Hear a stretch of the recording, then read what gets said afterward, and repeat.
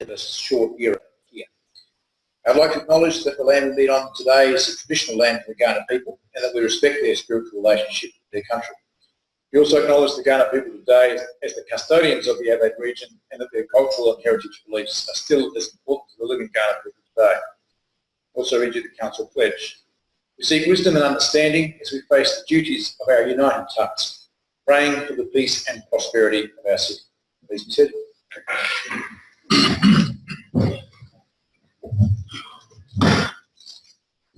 1.3, we have any declarations by members of a conflict of interest. Councillor Rick. Yep. Item 13.2, where feedback local government ratepayer protection and related measures amendment bill 2018. I'm going to declare a perceived conflict of interest due to the fact that I was a candidate for the Liberal Party at the recent state election where these items were, or things were being discussed. I'm also currently an office manager for the state government MP at present, and I just feel that the right thing to do in this situation is to declare, even though it deals with Treasury and Finance, the advice I've been given that is in future anything to do with rate capping or these type of amendment bills could have budgetary implications, so I'll be declaring received and leaving the room. Because of your employment, nature of your employment. Yes, thank you. Any other declarations at this point? There being none, we'll move on. On leave, we have nil. Apologies, nil. Confirmation of minutes. Can someone confirm that they are to true record for the minutes of the meeting for the 27th of November? Councillor De Backer, would you speak to it? No, thank you. Seconder. Councillor Group will speak to it. Further debate. That concludes the debate. Those in favour? Against? It was unanimous. Pistons in an engine, you have to say. Item 5, the Mayor's report on pages 1 and 2. Move that we accept it. I'll move the report. Thank you. Councillor Pearce, would you speak to it? I think I got a mouthful of chocolate. Do I just second it? Councillor Wynne, would you speak to it? Thank you. Further debate? There being none, conclude debate. All those in favour? Yes. Carry. Slower.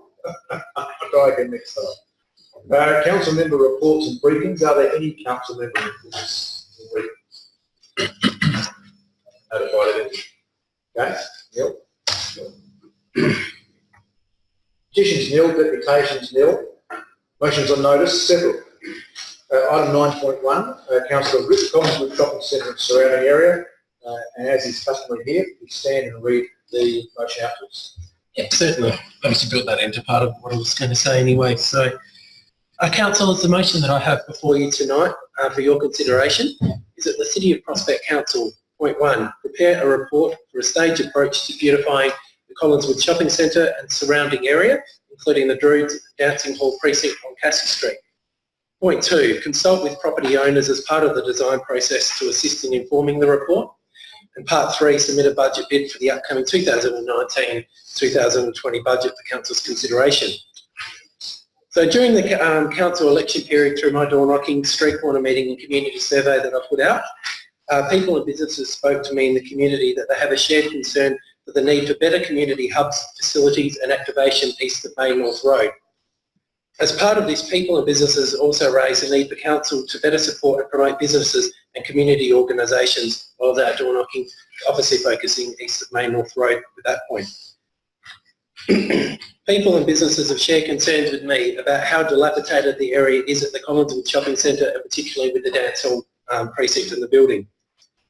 Our community, where I was door knocking, my local community, feel that the City of Prospect Council needs to do what it can to make the area a lot more attractive for people to come to visit regularly, and they want Council to take ownership of transforming spaces.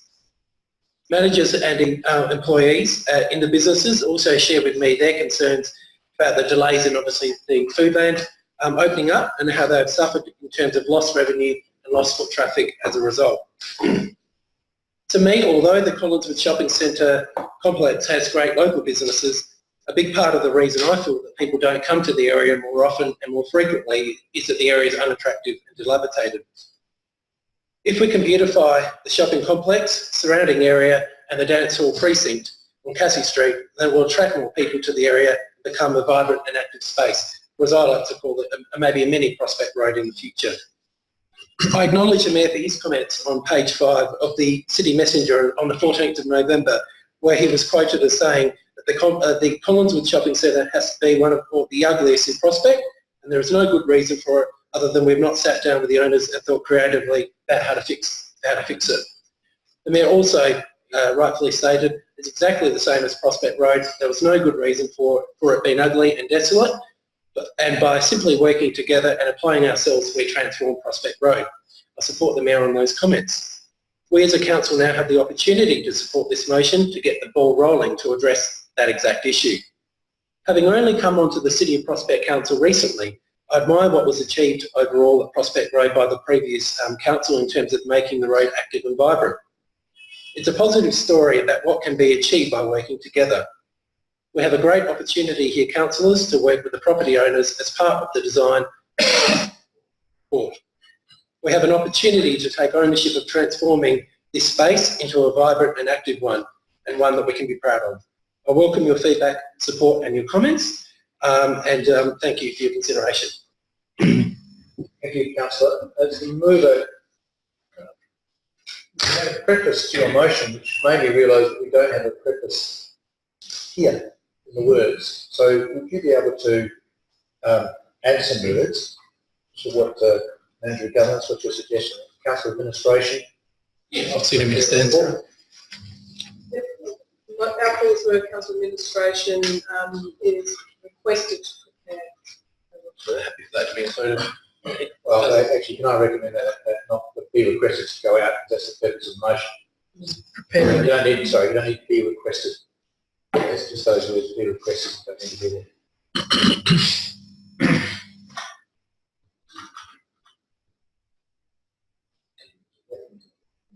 And include and, yep, before, at the end of 1 before 2, and at the end of 2 before 3. Thank you. That's all right. Next second. Can I ask 2 questions? Sorry. No. Take a brief question before I still have to second that. Councillor Harris. Right, 3 questions, sorry. The first one, which is double, so it can be 1 and 2. The property where the shopping centre is, that privately owned, and 2, the Druids Hall and the car park that's associated with it, is that privately owned, it's not ours, is it? Yes, on both counts. Right. And the last question I have is, are we doing a master plan type thing somehow in conjunction with Walkerville or that section of Main North East Road? Put that question to somebody else. Stand up, Councillor. Well, welcome, Daniel. You're filling in for Director Hannaford. Well, we have undertaken that process. So if you want. Sorry. That's okay. So we've done some work. We have done some work on that. And we're continuing to do it? Yeah. See ya. Thank you very much, Dan. I'll just give you a bit of additional information. So the council has a MOU with Walkerville to assist us in delivering an upgraded Main North Road precinct, and the CEO and I continue to meet in relation to delivering that together with increasing the economic activity on North East Road. In terms of doing a master plan, we have not yet undertaken that for North East Road, but happy to take that on board in terms of discussions with the town of Walkerville. I think it's been an economic development strategy, but not a planting and parts, whatever master plan. So just to top that, or just to finish that off, so we are doing something over in conjunction with Walkerville, that area. Not physical stuff, I understand, just economic stuff. Does that make sense? So business attraction, maybe rezoning, but not what tree where, what plants where, what footpath where. Is there another question, Councillor Barnett? Yes, yeah, my question is, this stage, or the motion is about beautifying it and the surrounding area and consulting and design, but there's nothing about managing the traffic issues around there. So I just see it's a cart before the horse. You're going, This is a question, Councillor. yeah, so my question is, where is the traffic management going to fit in that? Councillor, quick question. You told us to say that it is a question. Yes. The answer from the chair is there is no component of traffic management in this motion. Yes. You wish your added is included so far amendment. But Yes. simple answer. Not explicit. That's not there. So I'll go back to the second to Councillor Debate and still happy to second. I'm happy to second. Yeah. Yeah, I will actually. So first, congratulations to Councillor Rick, and I think it's excellent that this has been brought to the council's attention. I think the East has been long neglected in some of the funding through the budget process. I think certainly Rosebery Lane that connects Redmond Street, Cassie Street and Harvey Street, there could be potential to develop sort of laneway, there could be potential to develop different road surfaces to delineate areas, the use of public art could certainly help beautify the area. So thanks for bringing it to our attention. I think obviously we have to understand that some of these buildings are in, they're in private hands, but now is the time to talk into those landlords, because I understand that Foodland is moving in there at some point in the future. And there's some great businesses. I was down there the other week. I think there's the bakery down there next to the empty Foodland, which is, fantastic place. And I think we really deserve the amenity there as well as other parts of the city. I'd certainly encourage, councillors in the East to maybe heat map some of where the money is being spent in the city, because I think that would make us all accountable for where we're spending our money. And also just to maybe draw attention to pedestrian and bike use of that precinct as well. So I think we can beautify it, but also make it more useful for people who are walking or cycling in the area. So I commend the motion, but I would certainly, be open to amendments should they come forward on traffic management. Good.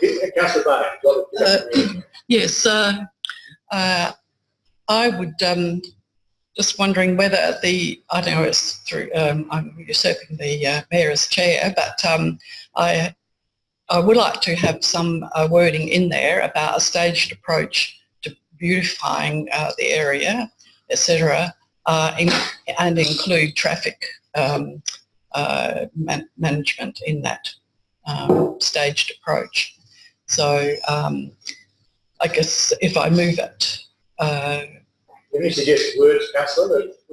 I'm happy to ask you in a second on your behalf, but what words would you suggest? Yeah, so the council needs to prepare a report for a staged approach to beautifying shopping centre and surrounding area, including the right to the end on Cassie Street, and include managing traffic issues in that area, just at the end of the street. I'm sorry, I've ended the first point. Yes.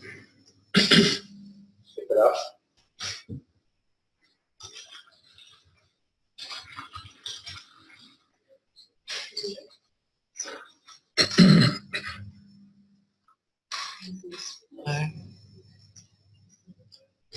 It's not to the end of the street. So that was added after the street. Including traffic management in the area. Just take out and. Could I, sorry, I don't mean to direct you to your amendment. Could I suggest that it becomes a separate part Or that staff assess traffic management issues in the area? as part of the Yes. board. Yeah. Yes, Assess and seek to improve traffic management.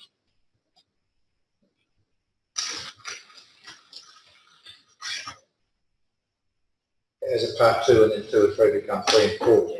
yes, yes. So happy, thank you for that. Incorporate. I just wanted to see what the final write-up, is. So it seems to be going, that seems to yeah. And okay, staff assess, seek to improve. And the other parts 2 and 3 Yeah. will follow on. Happy with that? You second, happy to incorporate that? Yeah, seek leave of the meeting. All those happy to incorporate that into the motion, please indicate plus. Against incorporation, discuss. Harry, discuss incorporate. Thank you. Councillor Barnett, anything further? No, thanks. Further debate? Deputy Mayor. A quick question to the member of the motion. So part one says prepare a report for a stage approach to beautifying the Collinswood shopping centre and surrounding area, including the Druids Dancing Hall precinct on Cassie Street. So the Collinswood shopping centre is private land, and then the area around it is our responsibility. Is the motion suggesting that we contribute to beautification of private land, or is the motion more aimed at beautifying the area around it, which may then encourage the owner of the private land to take up the challenge and meet what we've done? I'm interested in whether we're being asked to spend money on beautifying private land. My interpretation is fairly open at point, but the moving and some that we can address that. Some. Fairly open, and I guess part of you'll need to have the conversations with the actual. Have a condition here that the mover doesn't respond to questions during the debate. So, but you're entitled to deal with that in summing up. I just don't know why we do that, but that's what we've had here for That's fine. 1,000 years, I think. So it's a good question. Anything further? That's all. Councillor Brick. Thanks, Mayor. Look, I had a very similar question, but I'll answer it slightly differently. A couple of things. First of all, the surrounding area is very open, and I presume that will get picked up through any process, but that I'm just unclear what surrounding area actually means. So Councillor De Backer talked about the lane through to Harvey Street. I'm not sure that was envisaged necessarily in this or not. It talks about Cassie Street. I'm not sure if it's just Cassie Street near the shopping centre or down to Langer. So I just think not necessarily for the motion, but that will need to be considered in terms of exactly the geographical area that you're thinking about. I'm not a fan of any motion that talks about spending budget bits, so I would ask if possible we could take it in parts. So I won't support item 4 because I just have no idea what the budget's going to look like for this. In fact, indeed, whether we should have a budget for this, picking up the point about private ownership versus public funds. So if that's possible, Mayor, if we could take it in parts to allow... Take it in parts. The traffic management issues, support it being in there, but I would perhaps flag that there are broader traffic issues that we need to deal with in council vis-a-vis many motions from the others over the last 6 months. I would expect this will also be picked up in that. So what's in the motion, I would hope it will be picked up in the broader process as well. Thank you. Councillor Harris. Yeah, just a couple of comments in it. Particularly the fact of the land, I think footpath's about, wouldn't even be quite 2 metres long, that's ours, that goes past both parts of the shopping centre. So that's our property. The Rosemary Lane is a particular one at the back that there's very little that can happen. The road surface, always something could happen. I believe not this particular council, not last one, but the one before. I think that was one of the areas we were looking at using some new product that behind the Prospect Medical Centre. We had discussions that never happened, but about using not rubber, but some other form of product on the bottom and that. So I'm a little bit cautious, particularly with the next motion that's coming up, because in that area I see that one a bit more of a concern about a whole lot.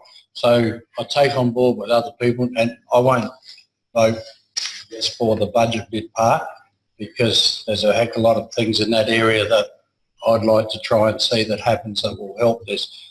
But so I thought I'd say that first.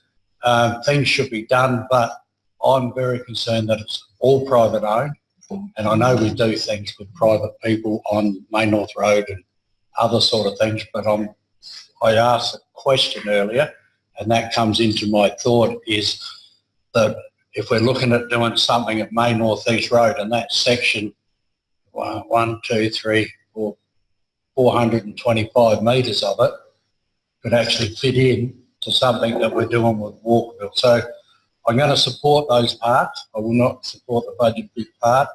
And the traffic management one, to me, fits in with the whole concern that we've already got on council with the Norths and those other ones, and the ones that are going to come up in a minute, a couple of minutes. So I'm not sure how I'll go on that one. But First, I will.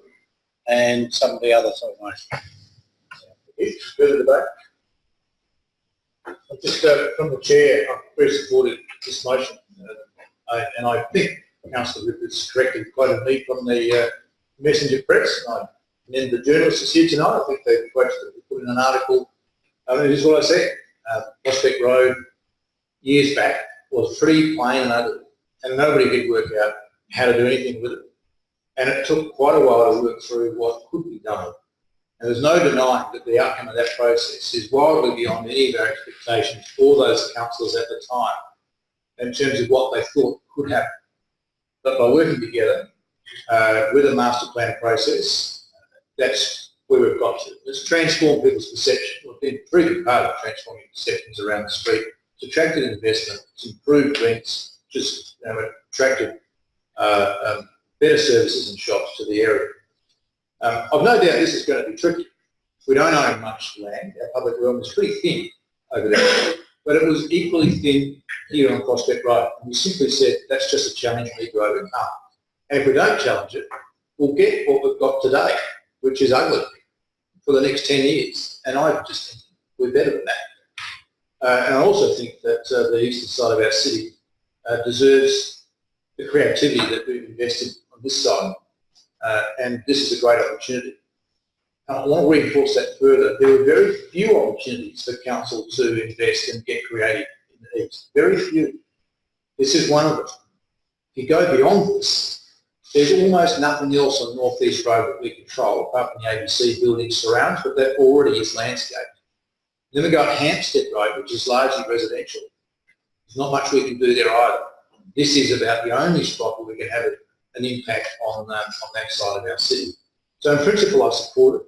Don't back down at all from the fact that this will be tricky. And I would imagine that it includes a bit of investment on our land that we do control. We don't even have any small plants. We don't actually have very many trees, but we could have just more of that stuff, like we've seen on Northern Prospect Road before Wednesday Road, which is pretty simple but quite effective at softening the view of Northern Prospect Road, which equally is ugly. I also imagine that it won't have a huge impact unless the private owners also want to plant trees at their expense on their land. At the moment, some of them have nothing on their land. The northern block takeaways does, but the southern block doesn't. And I'm sure that if we went to them and said, how do we do this together, that they'd want to be part of something rather than part of nothing. We have done some previous analysis on traffic management issues here before. I think the several councils ago, was curious as to why there was a set of traffic lights that led straight into a side street. That usually is not liked by people on the side street. The feedback at the time was the people in that street thought it was incredibly convenient that they had a set of traffic lights at the end of the street so they could actually turn onto that main road and turn off. Maybe that view has changed, and I think that sensibly would be part of making sure our investment was done properly the first time, didn't have to be redone later on. As for the budget bid, I think it's pretty clear that unless there's a budget, nothing happens. That's how this joint works. You learn that pretty quickly. The process of putting a budget bid in is a necessary step. You can't have a discussion unless there's a budget bid. The budget bid might not be supported. That's a time, and that's a discussion at another place. But you can't have the discussion unless there is a budget bid. And I think the approach here that's being moved is it would be a staged approach. The first stage might not be very much money to have some impact. So I'd encourage people to say, look, we've got to do something. Let's get some ideas flowing here. Let's put up a budget bid to see what stage one is. If we don't want to support it, then you're free to vote it down at the time that all budget bids are assessed, which we'll talk about later in the meeting. Thank you. Any further debate? Back to the mover to sum up and answer those couple of questions if you wish. We've answered a bit about the budget bit. I was going to answer your point, and thanks for raising it. Thanks to everyone for their contributions. Really do appreciate it, as well as the traffic management comment as well. To answer the question, yes, it is open. And that'll be, I guess, the report coming back, and then we can look at it further. But yes, I intended for it to be open. Okay, thank you. That concludes the debate. All those in favour? Oh, sorry, I'm taking parts. All those in favour of part one? Against part one? Unanimous. All those in favour of part two? Against part two? Carried. All those in favour of part three? Against part three? Oh, sorry. I support it. Do it again. Do your job properly. One day you might have the No, thanks. Part 3, do that again. All those in favour? Against, it's carried unanimously. Part 4, all those in favour? Against? So I'll do that again. Part 4, Submitted budget bid for the upcoming 20 council consideration. the upcoming 2019-20 budget for council's consideration. Do that again. All in favour of part 4? Against part 4? Carried. Cool. Thank you. That's the environment item. Look forward to seeing what comes back. Item 9.2, Councillor Ripp again, if you could stand and read this motion to us. Councillors, the second motion that I have before you tonight is that the City of Prospect Council take into consideration the need for a roundabout or alternative solution at the Reams Galway Jellicoe intersection as part of the current works by Council to address traffic volumes and road safety issues at Galway Avenue, Everton Avenue, North Street and North East Road. During the election period, it became apparent to me the feedback I got consistently was a shared concern in the area of safety issues in regards to this intersection at Galway Avenue, Reams Street and Jellicoe Street. In July, I also attended a community forum that was held by the City of Prospect Council on traffic volumes and road safety issues. I thank the administration for their professionalism and how they ran and conducted that forum. It was excellent. It was clear from that forum and subsequent feedback whilst I was out door knocking that action must be taken from Council to reduce traffic traffic congestion and improve traffic flow and safety in the area.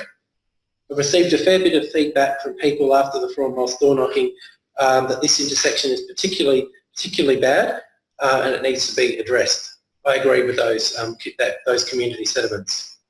The community have spoken to me and raised their issues with this intersection and I agree, as I've stated, with those concerns. I'm of the view that this intersection definitely needs a roundabout or similar alternative solution as it's a complicated and dangerous intersection. In the last 3 to 4 weeks, I've witnessed 4 near misses at this intersection where cars have either tried to turn right from Reams Street onto Galway Avenue, tried to turn right from Jellicoe Street onto Galway Avenue, or trying to turn right from Galway Avenue onto Reams Street. And these occurrences, especially trying to turn right from Reams Street onto Galway Avenue, it's practically impossible. And I've even found myself needing to go practically all the way into the intersection to have any hope of seeing what traffic's actually coming. A lot of feedback has also been given to me about how successful the roundabouts are at the intersections of Galway Avenue and Collingrave Avenue and Galway Avenue and McInnes Avenue at addressing these safety issues and traffic speed and traffic flow. People mentioned to me that a roundabout at this intersection will go a long way in achieving a similar outcome of addressing safety issues, traffic speed and traffic flow. The other night, my wife and I were also out for a walk and witnessed a car with a young male driver doing burnouts in this intersection for quite a fair bit of time and videoing this ridiculous activity. Part of the problem here with this intersection is it's quite big and it does unfortunately attract this activity from time to time. It's not the first time that I and the wider community have witnessed such behaviour. I believe a roundabout here would also help to address this issue. I believe we need to work with our community as a previous council have started through that process on this important issue. By voting for this motion tonight, the City of Prospect Council will be taking this into consideration. I believe it's important that this be done as part of the current works by the council and not just simply in isolation, the current project before us. I welcome your comments and thank you for considering this motion as well. Thank you. We'll have a second. Who's this one? Sorry? Councillor, so to speak to it. G. I have 2 children who goes to St Monica's and I drive down this street every morning and it is real chock-a-blockers. So I think that a roundabout or some kind of strategy to control the traffic flow, I think it's really important and I second this motion. Further debate. Councillor Harris. Yeah, strange because I know there's traffic problems there why I didn't support it because one of the problems that we've got there at the moment is some streets that are mentioned in there that we're about 12 months in of discussing them and their problems, North Street and those 3-4 streets there, Galway and that. the answer we look at coming up with are along the lines that it wasn't going to cost us because we could possibly fit a lot of things in the current budget to be able to come up with a remedy for it. In the other picture, it extends beyond that problem we've had, and it goes into the previous one with Cassie Street and those sort of things. So it's a whole area that maybe got neglected in that. So if we turned around, the last roundabout we've had on that side of the road is Colin Grove and up the end, Colin Grove, and on the oval, no, not McGuinness, Colin Grove, and where the tennis club is at Broadview, just straight out of my head, but Maiponga. And that was $37,325.17, I think, and that was quite a few years ago. So it would be a large amount of money to put a roundabout in there. I'm not talking about the alternative. Put a roundabout in there would be a heck of a lot more, than that at this current time. And a couple of people that I spoke there were actually opposed as not supporting a roundabout. So if we looked at doing that without, again, a budget bit in this type of area, we're going to get stuck with, to me, the problem that, and it's a bit selfish here, that I think I've been trying to sort out for about 15 years of those 3 or 4 streets. So if we're going to say, well, we'll include these others in it, and I don't believe they shouldn't be remedied, but to include that in this one, I can just see it putting the other one back where? I don't even know where, another 12 months or whatever. So I'm actually opposed to it, but like I've always said when we had a previous director over there, that's a whole big traffic problem over there. Jellicoe comes from actually even the roundabout that I was talking about, my Ponga Terrace, and I could never get a speed traffic thing, and I tried for a couple of years to do that and could not get that from the previous sort of stuff. So I oppose it like it is, but at another stage, if it comes up different, I'm happy to support it. Thank you. Further debate, Councillor Group. Thank you. So a couple of issues for me. First is I'm not a traffic engineer, so I don't know whether a solution is a roundabout or whether it's a road closure or whether it's a one-way street or whether it's nothing. So I've got concerns about talking specifically about a roundabout because that may not be the best solution. There may be other solutions that people well beyond my capacity could actually answer for us. I'm also, so I'm going to come back to this again. We've got a current motion, and I'll ask a question on this to the Director of Infrastructure and Environment in a second, which is related to this motion, of course, which is where our conversation is at the moment around traffic management review that we've been talking about for a while, because this again, I think should be addressed as part of that broader process rather than isolation. I think I agree with some of Councillor Harris was saying is that you deal, and I've said this before in this chamber, you deal with one issue in one street, you create 3 issues in the surrounding streets. And that's my concern about doing anything in isolation, which this is just addressing one very small part of our city without considering traffic management beyond that. So could I just maybe pause and ask a question? The work around traffic and traffic management, new thinking, I think was some of the words that I used. Where's that at exactly now within the council? Citywide. Through the chair, there's a couple of issues that you've raised there, Council Group. The first one, which we're looking at presenting to council in January 19,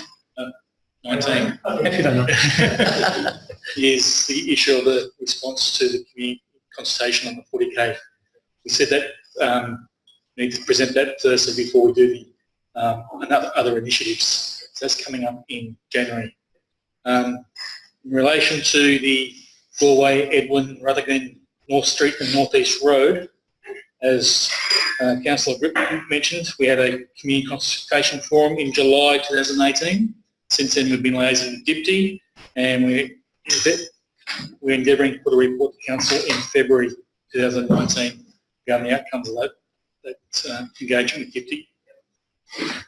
Thank you. And so I think, respectfully, I won't support it on the basis that it's going to be addressed through at least 2 other processes that we know of. I'll just take the opportunity to remind Council Administration that the motion around Footy Collins was one on two parts. The other bit was about you thinking differently from the precinct to precinct traffic management plans that we've had in the past, thinking about how we deal with traffic on Main Road and our east-west connectivity. So I will keep saying that so it doesn't get lost in debate and get lost in the business of what we're trying to do, because that is as important as the 40k an hour debate that we've been having as well. So I commend the motion, I commend the problem that's been trying to be solved here, absolutely, as you support that. But I just don't think this is the right mechanism at this time when there's some others that we could actually look into.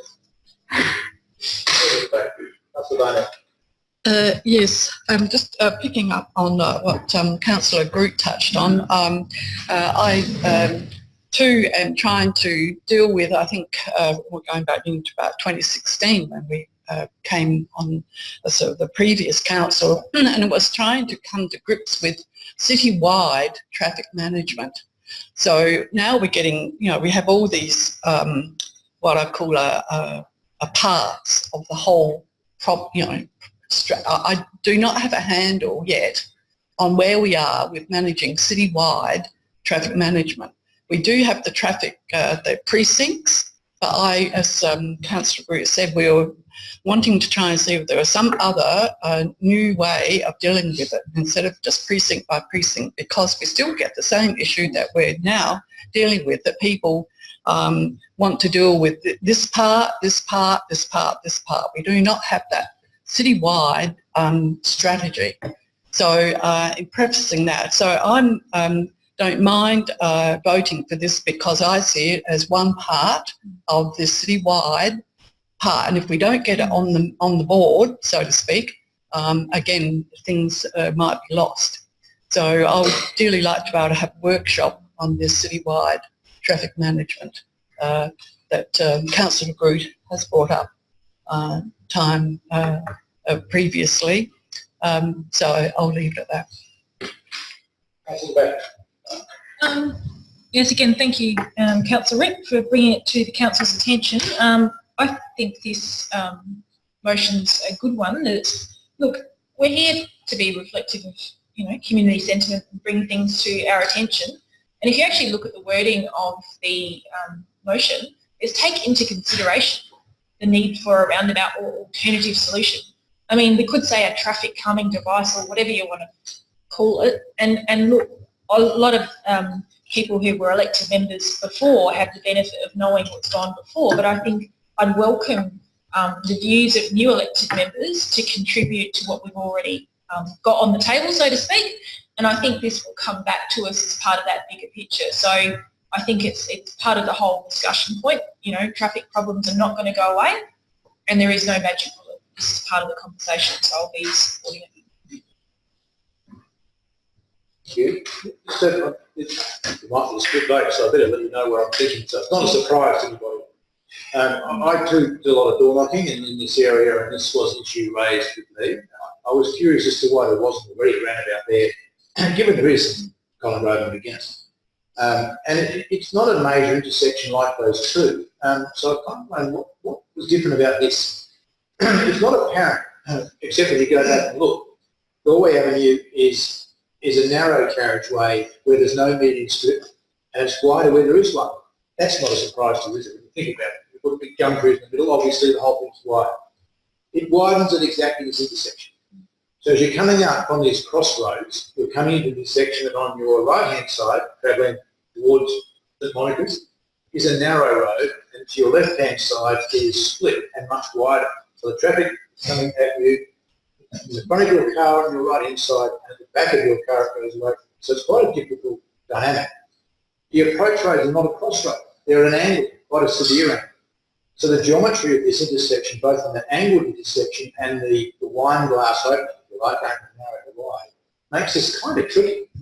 And with low volumes, it's probably fine. The Galway Avenue is busy in the mornings.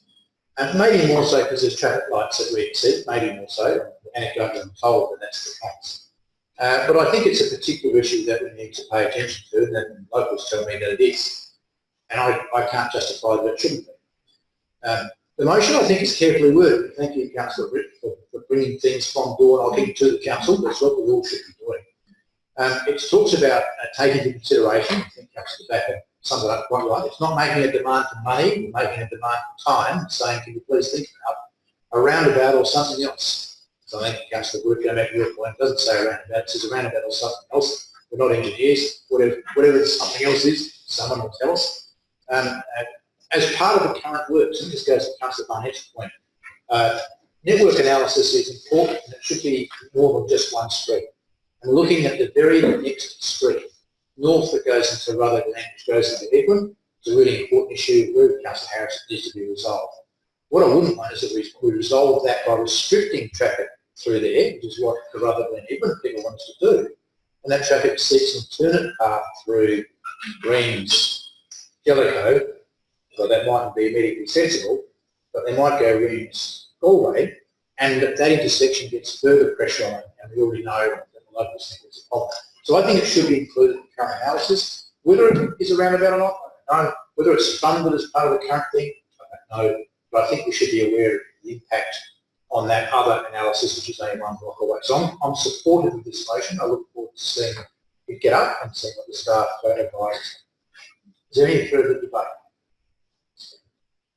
There being none, Councillor Rick, you should sum up. Just briefly to say that thanks to Councillor De Backer and the Mayor for the comments, that all this motion is asking is exactly that. Take it into consideration, the roundabout or alternative solution. We're not saying that's the be-all and end-all, it's going to be a roundabout or nothing else. We're saying take this into consideration as part of this works, not in isolation, and have a look at a roundabout or alternative solution. So, yeah, I've tried to be as clear with that as possible. Okay, that concludes the debate. All those in favour? All those against? It's carried. Good. All right, item 9.3, Councillor Larwood, traffic management on Churchill Road. I'll just read out the motion. So the motion is that the council meets with Dipty in order to discuss opportunities to break up the flow of traffic on Churchill Road between Regency Road and Torrens Road to reduce the waiting time currently required for motorists looking to enter onto Churchill Road from side streets, and the report of the investigation to be brought to council in March 2019. Thank you.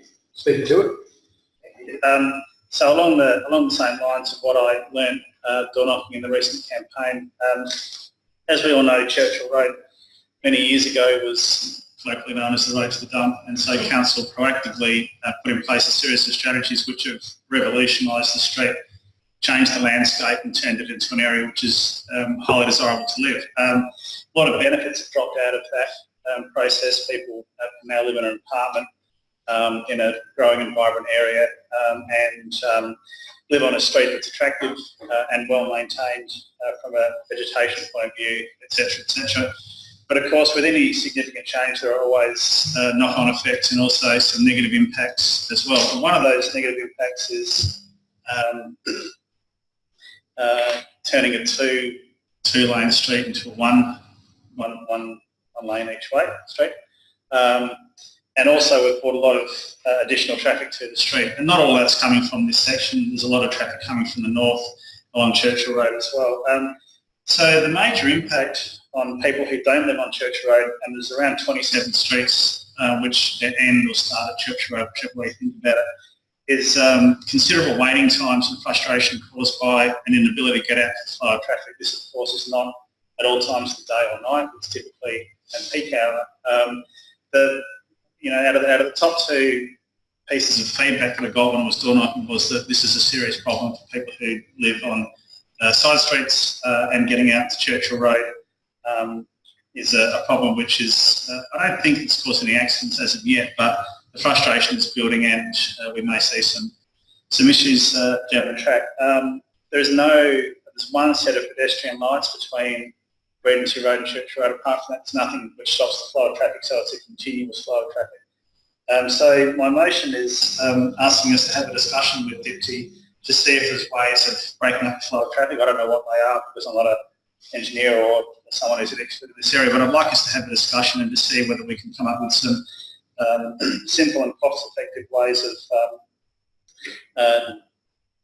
mitigating this issue which we see is growing along Churchill Road. Thank you. Councillor Bennett, you're looking for second? Yes, I am. Yes, I concur with my fellow ward councillor. It was a hot topic in door knocking for the election. And I think it's been consistently built up over the last few years. And there are various circumstances, some that are beyond our control, like all the South Road works that have been going on there. We have the two railway crossing areas, or three if you include Torrens Road. So I think all this has sort of built up, and with our people just find it very difficult to find a break in the traffic. So it would be good to talk with DIPT and their specialists and see if there's something, might be able to be done even with the timing of traffic lights. I always think, oh, thank goodness somebody's, pressed the pedestrian crossing. At least it gives you a chance. But very difficult to try and do any right-hand turns at all along there.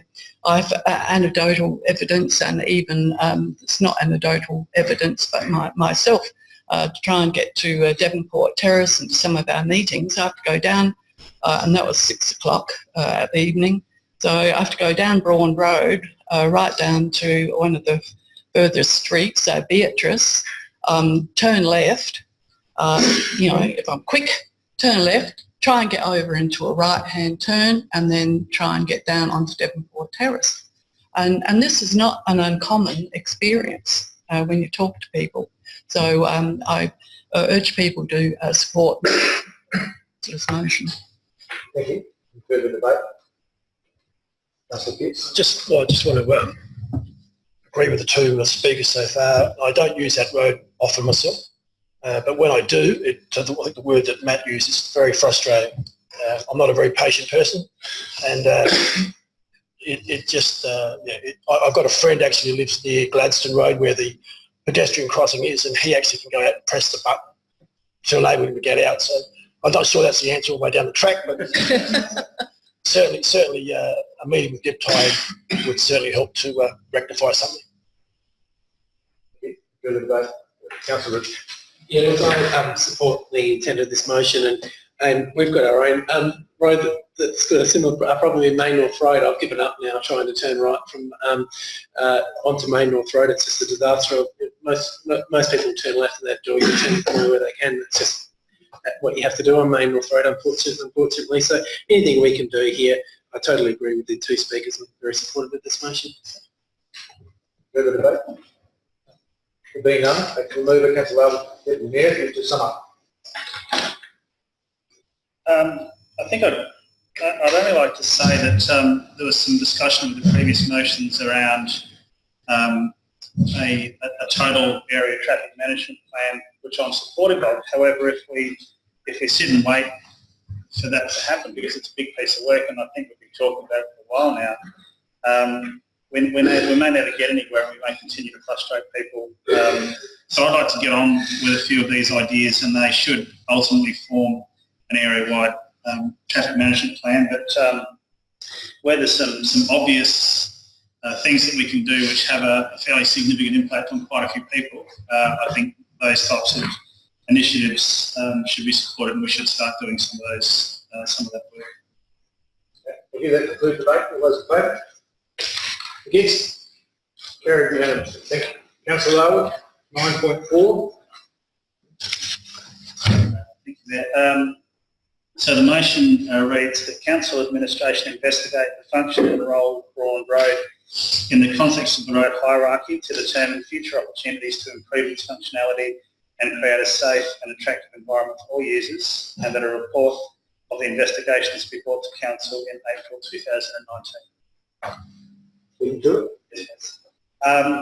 This is a similar one, but it's a bit different as well. I think another consequence of the success that we've experienced through the work that we've done in the last 10 to 12 years, the Council has brought about a lot of benefits, but it's also brought about a few negatives. There's probably similar roads to Braun Road and other parts of the city, and I think by the sounds of Broadway Avenue might be one of those. the concept behind this motion is that Braun Road was designed initially to perform a certain function, and I think it's probably defined as performing a certain function in our council area. Anyone who lives around the area knows that it's not performing that function anymore. I think it's carrying far more of a burden than what it was designed to do. Typically, a lot of the additional traffic is people who don't live in the area. It's people who are coming up Beatrice Avenue, for example, and heading all the way from Beatrice to Fitzroy Terrace, because you can do that without having to stop. There's no roundabouts. There's a couple of slowdown points, but there's nothing else to stop you doing that, and it's a great way to try to avoid the traffic on Churchill Road. And in the afternoon, people are turning right off Fitzroy Terrace onto Churchill Road and repeating the same going the other way. There's sections of the road which are in really good nick, and I don't think that we're experiencing issues with them, but there are a lot of sections further north where it's a very narrow road, and we've got 2 schools and one playgroup very adjacent and another playgroup a little bit further down. Done a bit of work to address some of the issues around there. In the past, people who I spoke to whilst door knocking weren't sure whether they were effective or not. However, we've done that work. So the intention of this motion is to take a holistic approach to Braun Road and to look at it from a few multiple angles and work out whether it's performing the function it's designed to perform. And if we find that there's a gap between that and what it's currently being used for, then we should consider what we can do in order to ensure we've got a safe and attractive environment for all users. So I'd ask you to consider the motion. Second, Councillor Barnett. Yes, again, I concur with my fellow councillor.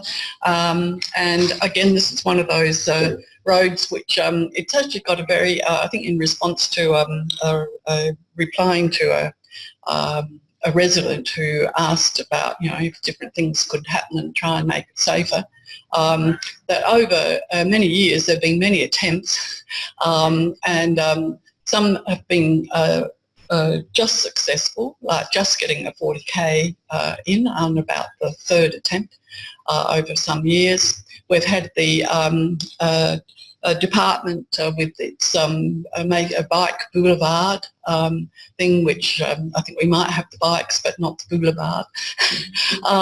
And there's still some works to be done on that, which are still outstanding. But when you start making some of these changes and you think, it's going to be a sort of a positive effect, but it can have unintended intentions. I think it's an unusual road in that apart from being a narrow road, it has, I think, stop signs on just about nearly every intersection. Yes. So I think it's worthwhile to have a look. Residents have been asking for this. I was going to bring another motion, but I'll put it in now that the road from basically from Clifton Street heading south has got a lot of the road is starting to, the surface is wearing away, and we're now getting some cracks and potholes. The surface, I think it really needs to have attention to it. One of the, I think it's been a reasonably success traffic intervention has been the little roundabout as well, and we've got where it's the wide part and then as been said about the narrow part. So I think there are a whole lot of things there that if we could have another good look at it and perhaps meet with some residents and get some ideas, that would be very good. So I commend the motion to elected members. Any further debate? Just briefly, look, I think it's worthy of attention, and we've started some work on Braun Road, and again for new elected members I think there should be thought maybe to bringing forward some existing work we've already done, because we are asking for a report that does have resource implications with a timeline. So my concern is the ability to deliver this kind of report, and it doesn't specify a particular area. So it's a bit like in previous motions, it's like, is it here to here or here to here? And Braun Road's actually quite a large road. And I think the sort of motherhood statement of saying create a safe and attractive environment for all users, that's an aspiration. But I think it's actually quite difficult to do in some areas given resources. So I think it might be worthy as bringing forward some of the research and consultant reports that we've already done for the benefit of new elected members. And look, if we're resourced to be able to bring back a report in April, that's great, but I don't know if it's specific enough for what the staff need to produce. Further debate? Mayor, sorry, Councillor Harris.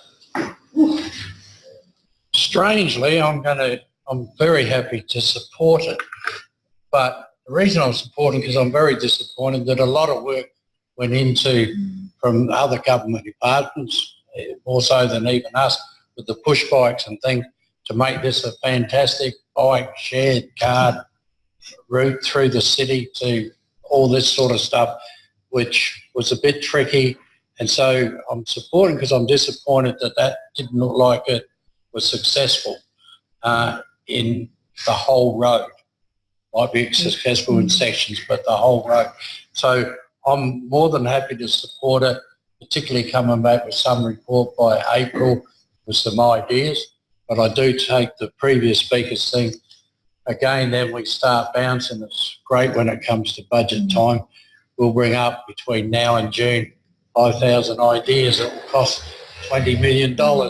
So I get cautious of that, but gee, when we spend a whole lot of money in conjunction with someone else over the last couple of years, make this area, which isn't near me, so I don't use it very often at all, to make this area good, safe, friendly and all these things. And it looks like to me, from what I'm hearing and what I see a little bit, it hasn't quite been successful. So I'm very happy to support the motion to try and correct or find some new answers. Thank you. Further debate? Mayor, just to sum up. I think the intention behind putting forward a broad and non-prescriptive motion was that a holistic review is required, and we might well find through that review that significant parts of what it takes to make this area, or make this street what we like it to be, have already been done, but I don't want to ignore those by being too prescriptive. This is responding to direct feedback from residents. This is not something that I concocted up myself. Every person who I've gone up to lives within, 5 or 6 doors down either way of Braun Road, all had the same feedback. They all said that there's a growing concern and actions waiting to happen. What I'd like to do is try to preempt that, and I'm not asking for a large budget, but I'd like the work to be done to investigate it, and then I'm happy for it to take its place in the queue of priorities, which I think is a reasonable thing to do. But if we don't kick off this process in some way, shape or form, then we're not fulfilling our duties as elected members, and that is to respond to concerns being raised by the people who live in the areas we represent. So I'd encourage people to vote on the basis of what the motion is asking, and thanks for listening. Thank you. That's please debate. All those in favour? Those against? Carried unanimously. Okay, questions with notice through nil. Are there any questions without notice? Yes. My question's directed to you, Mayor. Are you aware that the pigeon problem, rats of the sky, have almost doubled in population since we tried to remedy it last year? Thank you for the question. The answer is no. Right. Thank you. No, can't say any more. I do board health. That's any answer I can give. We have any further questions without notice? Deputy Mayor Lowry. I have a question to the Director of Infrastructure. In relation to a motion that was passed at the December 2017 Council meeting, which read, the Council workshop be held no later than March 2018 on innovative methods to demonstrate best practice in being a bike-friendly community and welcoming destination for cyclists. The original workshop was scheduled for March, and then it was postponed to May and finally held in December. So my question, and since that time I believe we've only received one internal memo regarding the outcomes of the forum. So the question is to the Director, what's the status of the outcomes from that workshop, and do you think that as a result of the significant time delays. We've lost momentum around the interest that we had on this topic. Two questions there, Director. Through the Chair, thank you, Deputy Mayor, for raising this issue.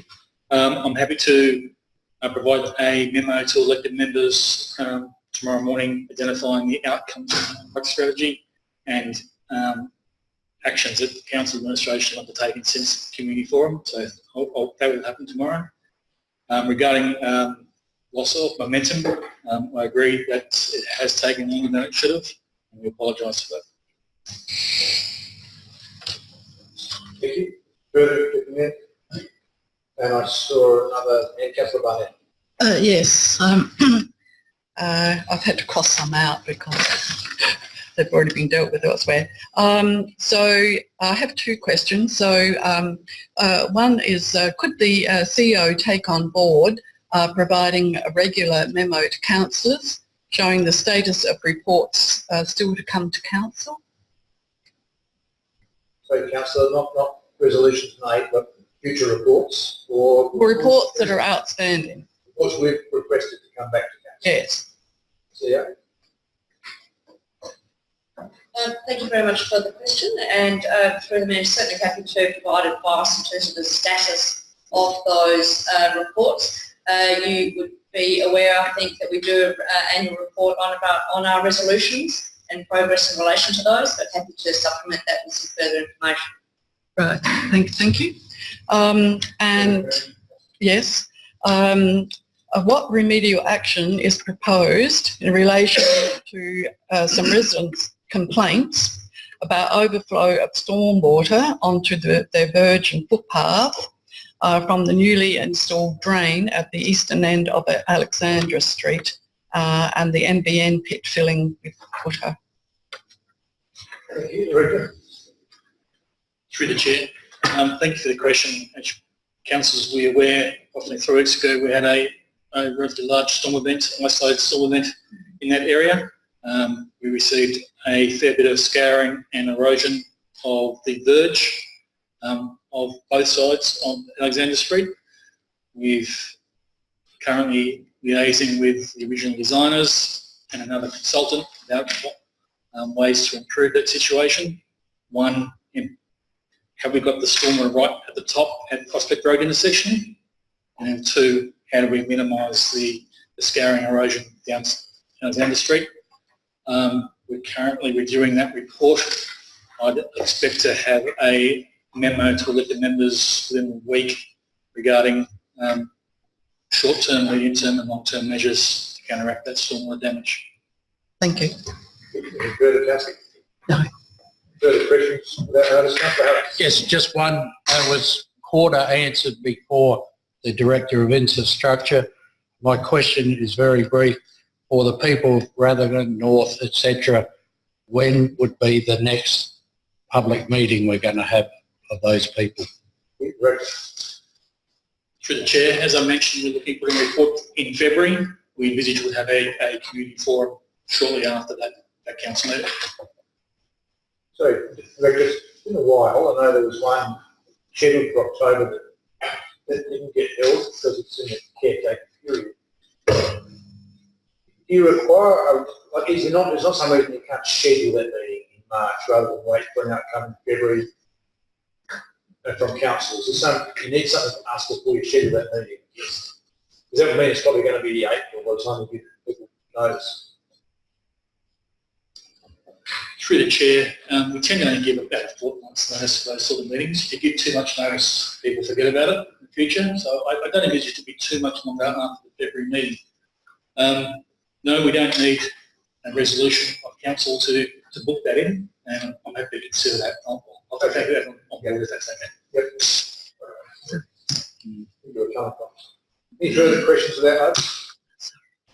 Thank you.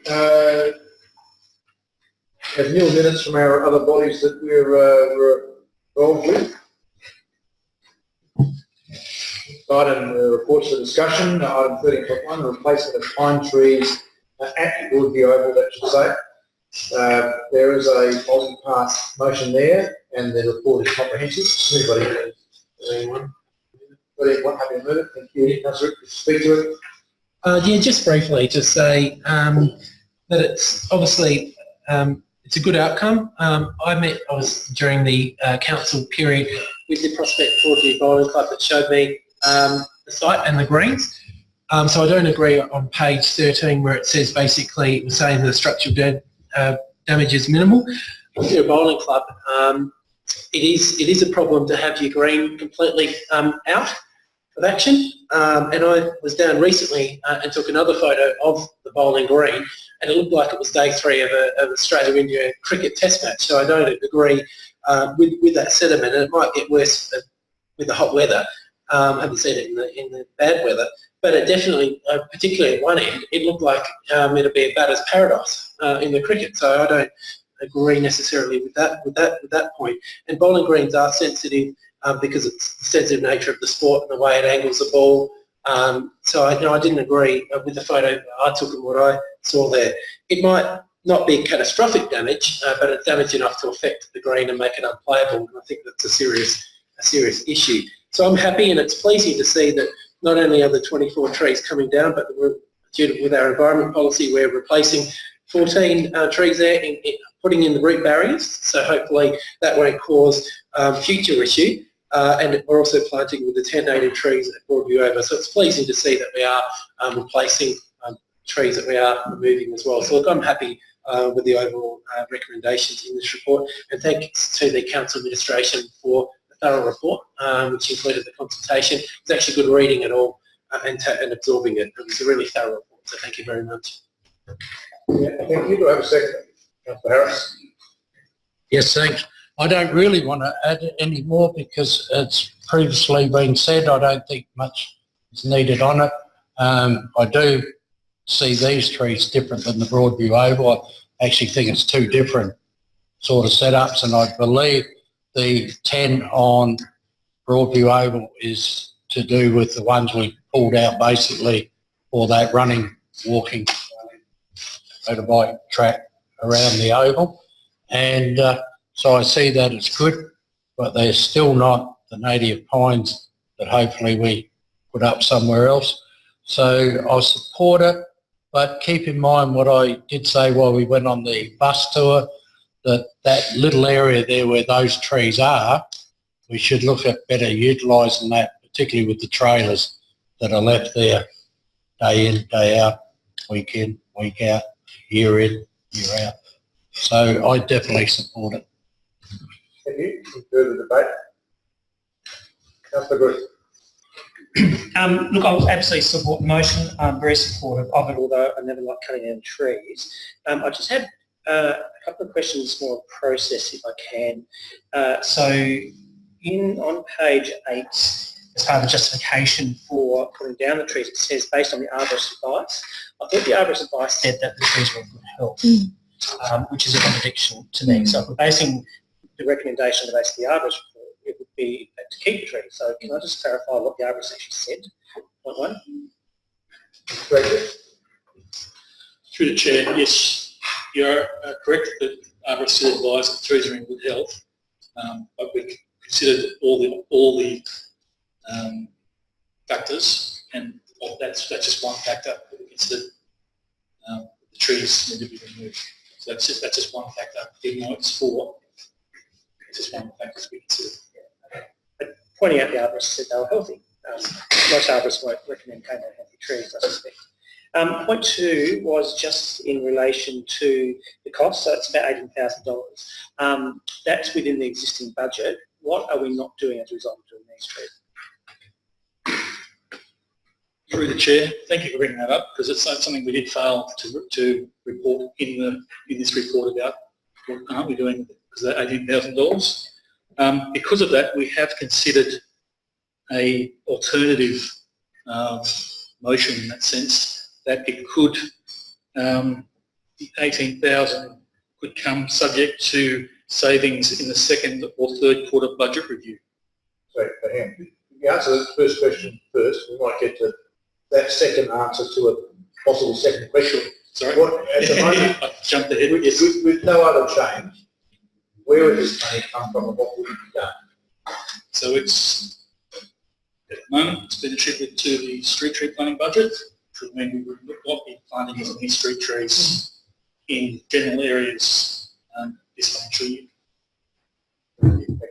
Okay, that raises more questions than answers. So how many trees are we not planting as a result of spending $80,000 on these trees? Yeah, just in ballpark figures.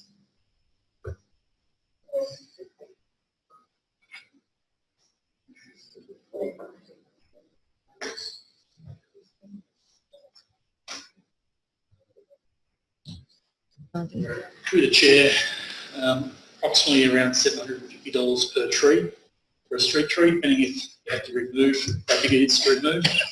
It would be 25-ish trees we wouldn't be planting. Okay, sorry, can you just remind me how many trees we're planting? Sorry, I'm not seeing here, but someone remind me how many trees we're planting. 14 trees program.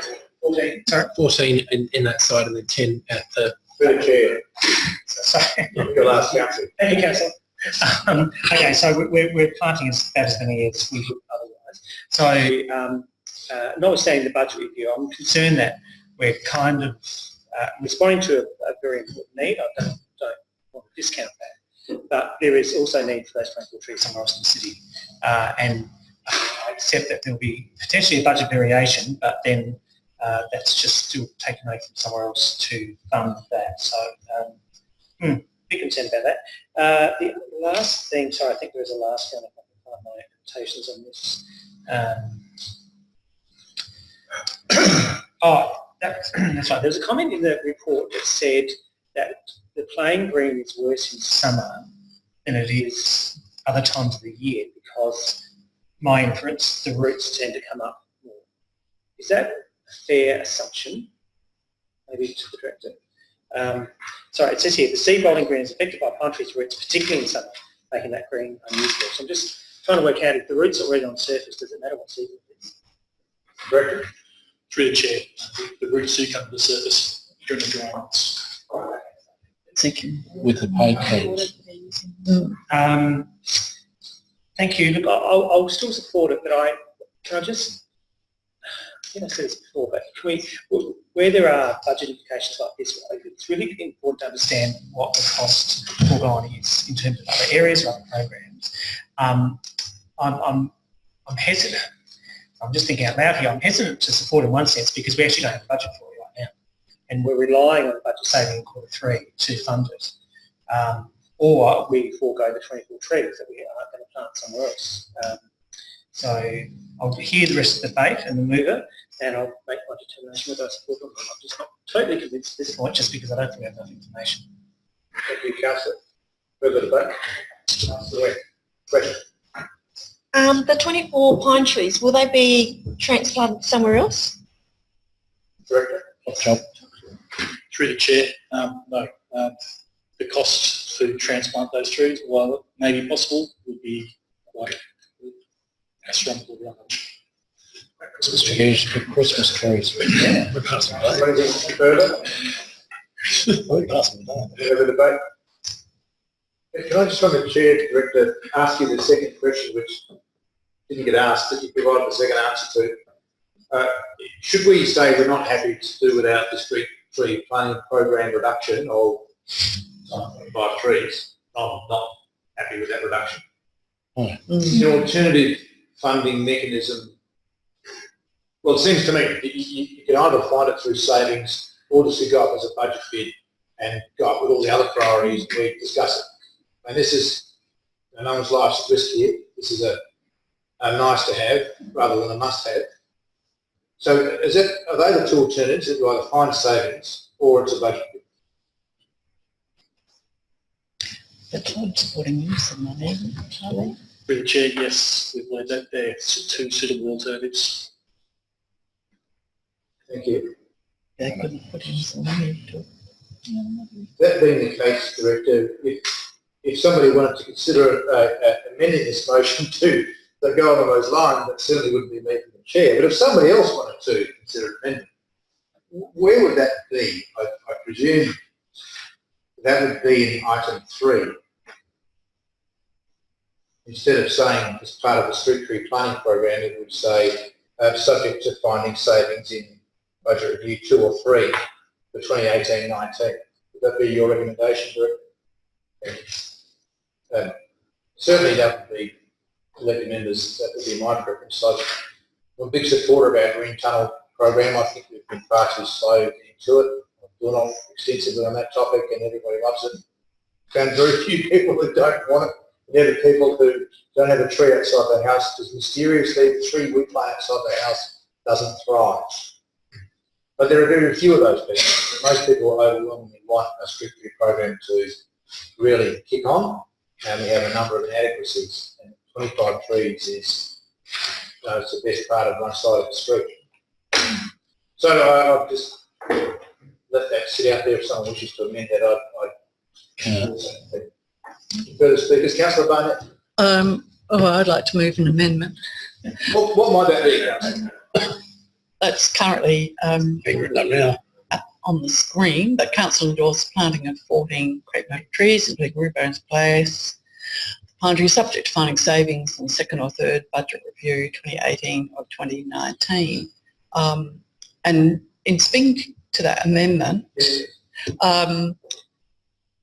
I'm not sure if has the bowling club been approached if they, knowing our situation, It's in the report. that they might contribute some money towards it? Because I noticed elsewhere they're contributing to the shed, the storage shed, so that might be something broached with them. If saying it's going to be really going up to the second or the third budget review, so might be a suggestion. If you propose an amendment, I will certainly be asking them to move and second if they're happy to endorse that. Yes, I'm happy if the movement seconder would like to. Councillor Rick's happy. Councillor Harris, you happy to incorporate that? Yes or no?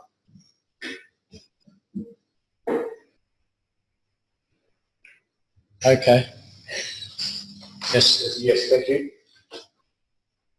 Now seek leave of the meeting to incorporate. All those in favour of that incorporation? Yes. Thus incorporated and becomes a motion. Thank you. No longer need for an amendment. Councillor Barnett, could you speak to it any further? No. Thank you. Any further debate? That concludes debate. Councillor Rick, give us sum up. So that concludes debate. All those in favour? Against is carried unanimously. Thank you. Good change. Good luck. Item 13.2, feedback from the... Yes. So you want to read the whole thing? What's the process? No, Councillor, your confidence already been stated. Does it need to be restated as a thing? No, so good. You just make your call and... We'll retrieve.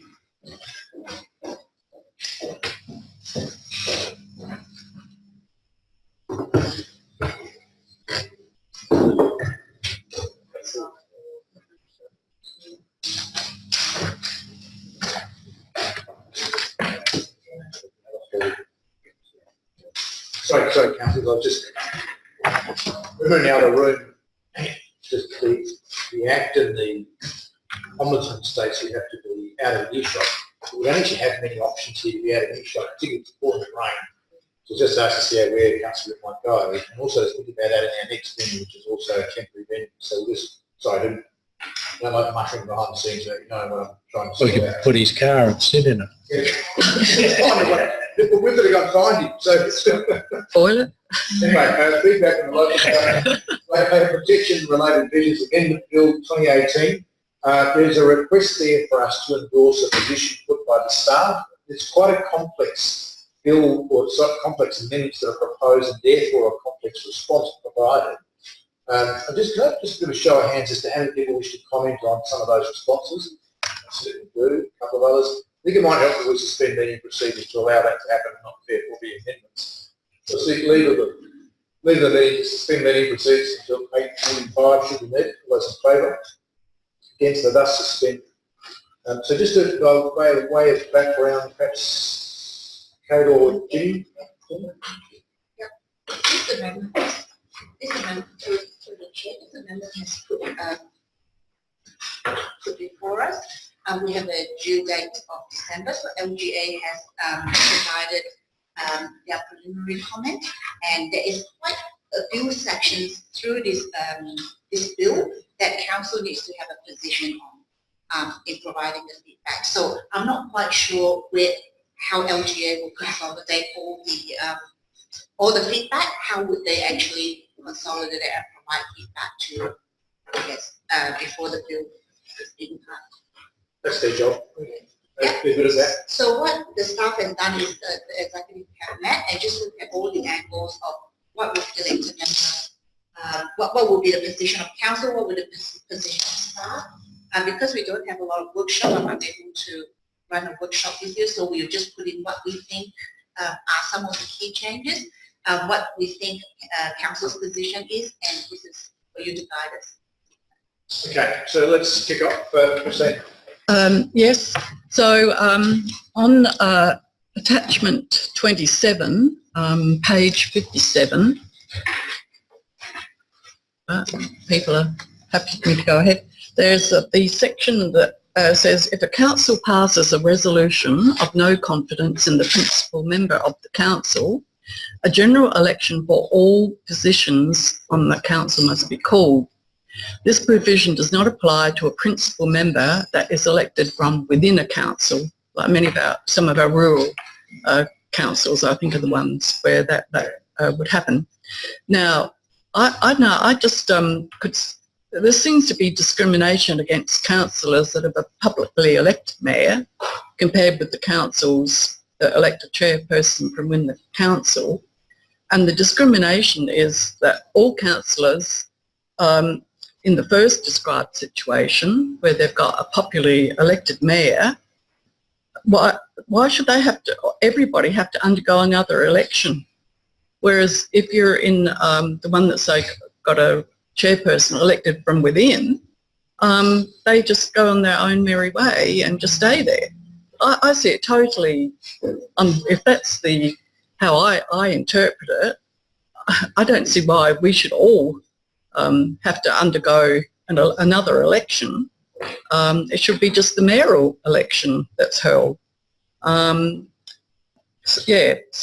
And again, there doesn't appear to be the limit on the number of times in a 4-year term that a resolution of no confidence in the principal member of the council can be called.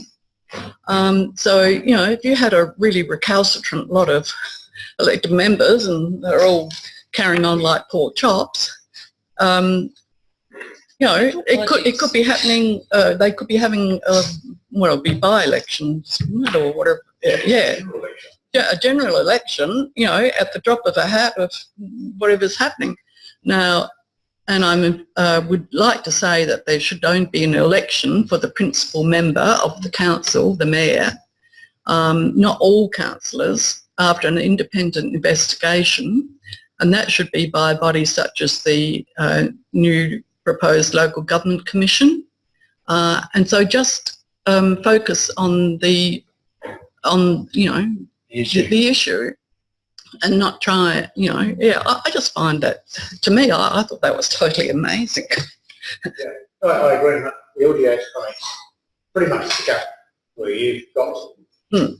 But they haven't said that needs to be in this power. They've said if you give the Commissioner power to investigate and sack an individual, that can include a mayor. Why do you need another provision? Yeah. So if you single it out to the principal member, you'll basically leave the council be more powerful than the Commissioner. Which seems, so you've got powers in two places, which seems I sit here as a presiding member thinking that the 8 of you could decide to sack me when I was elected by thousands of people. But to me, it doesn't sit very simply either. But what this does, the proposed change doesn't intend to do that at all. It says if you have a motion of no confidence in the principal member, it's essentially a motion of no confidence in the whole council. And the whole council is duly sacked by itself. So I think the amount of times this is going to happen will be pretty much nil. Or who knows? Majority. It's not unanimous, just a majority. So it might happen. But I think the LGA's comment is quite right. It's that why wouldn't you just let this go through the Commissioner's powers, make those Commissioner's powers work out, which is the intention of the change, the second part of this legislative change. It didn't seem to be very clear when I read it. Well, no, the legislative change proposal is very clear. Motion no confidence, CEO must declare that the council must go through a general election and everybody is sat. Yeah, well, that's what I mean. But the argument, against that, what the comments should be. Oh, output. Yeah, and about the limit on the number of times that this could happen. It's not there at all. Yep. I think it's an extraordinary power. It's just Yes. Anyone else got a comment on this one? Section 7, clause 7. Well, just that I support what's being said, like I make a decision and say I have no confidence in you, but then I'm going to have in the back of my head, oh, well, I'm going to get rid of him. It means I've gone too. So you'll actually even have people, if there was a genuine reason, I hate looking at your face when I'm saying it, but if there was a genuine reason that I didn't have to come, I might make a financial decision for myself. Well, I don't want to go through another election, so I'll still cop what you're doing, which could be wrong then. So I'd follow the other things. I don't think it's very good. I'd certainly support toughening up our comments here to say that this seems to be something that the Commissioner has the power to do and should still reside with the Commission. And it's discriminatory between, councils that chose to do one way of electing a mayor as against the other. So can we include that as probably the inequity issue about the proposed amendment applies to publicly elected mayor only and not, so we just have a stronger language about the inequity? But in my view, I think it's untenable to think that 5 members of this council could sack the whole council. It just needs a simple majority. It's not even an absolute majority, just 5. The council is 7 and then 4 people could sack the whole council. You've just gone through a general election. So I think the power itself is far too draconian. The second point is the LGA's point, that the power should rightly reside with the Commissioner. Because it might be the mayor that's a problem, and the Commissioner can just say the mayor's gone. Yeah. And then it's just an election for a mayor. Apart from the cost. And the cost. I think the third point should be that there's an equity issue between directly elected and indirectly elected mayors. And the equity issue is not on the mayor so much, but on the entire council. That in those indirect leads, the mayor can be put back as a councillor, another one chosen. But in this instance, the whole council gets sacked. All right. And then the issue, I think, also that there's no limit on the amount of times this can happen, and there's no consideration of the cost of it. Given that the mayor was democratically elected, I mean, that should be. Well, how do you resolve that? You have an election, everyone likes what the mayor does, but the majority of councils don't like it. How do you resolve that? I mean, as the current situation is, that if elected members, whether they've got a popularly elected mayor or one chosen from their ranks, you move a no confidence in the presiding officer, and it's like, oh well, okay, so what? Let's move. We just press on, So it's going from sublime to the ridiculous. I mean, what are they trying to achieve here? Is with this, I mean. Need of democracy itself. Yes. Anything else, Christina, on this? Okay. Elsa, you had some. Yeah, mine was around petitions, so number 63, I think. Attachment 33 on page 63. So there was, basically it's around the circumstance petition can be refused. So people, and often when people have a subject that speaks to the heart and they're passionate about it, they'll put a petition together. Sometimes people have never done a petition before, they don't know what petition involved. They probably wouldn't sign it if they knew their full name and address was going to be published, but that's part of the, the regulation. So things can be knocked back because they're not official. But often, we've had experiences quite recently where we've had petitions and maybe things aren't clear, and we've had to look at percentages of people for and against. So you can see why it is important. So I'm probably seeking a bit of clarity on this one. So one, I think we need to make petitioning by the public or access to this forum more accessible. But at the same time, things do have to be done in such a way that when we're actually looking at petitions as part of the decision-making process, that we can actually count on these are the actual people and these are the actual addresses of the petitioners. So I guess I just want a bit more guidance on what City of Prospect admin think. Yeah, and again, I don't know what the problem is they're trying to fix here. I can imagine if they added some words that council must not unreasonably refuse a petition. That's fair enough. But we can't work out who wrote it. Who signed it and where they're from, what the issue is. I mean, that would mean we could accept a position that's completely falsified and written in different hands by one person with a whole pile of different pens, or a petition that has a giant rant about something but doesn't ask for a remedy. So in that circumstance, so if a petitioner comes and something hasn't been done as it should do, are they given a chance to maybe remedy that, to come back at a later date and maybe, or it's just really up to the petitioners, isn't it? I think we're very open about what we received here, but CEO or Kate or something, if someone comes with a petition, looks at Woolly, what do we do? Well, we do actually try and Receive it. the intent of the petition and then speak to the head petitioner and or signature to try and find out exactly what the intent is. And I think the council has been generous in receiving information that per se is the necessary form of a petition.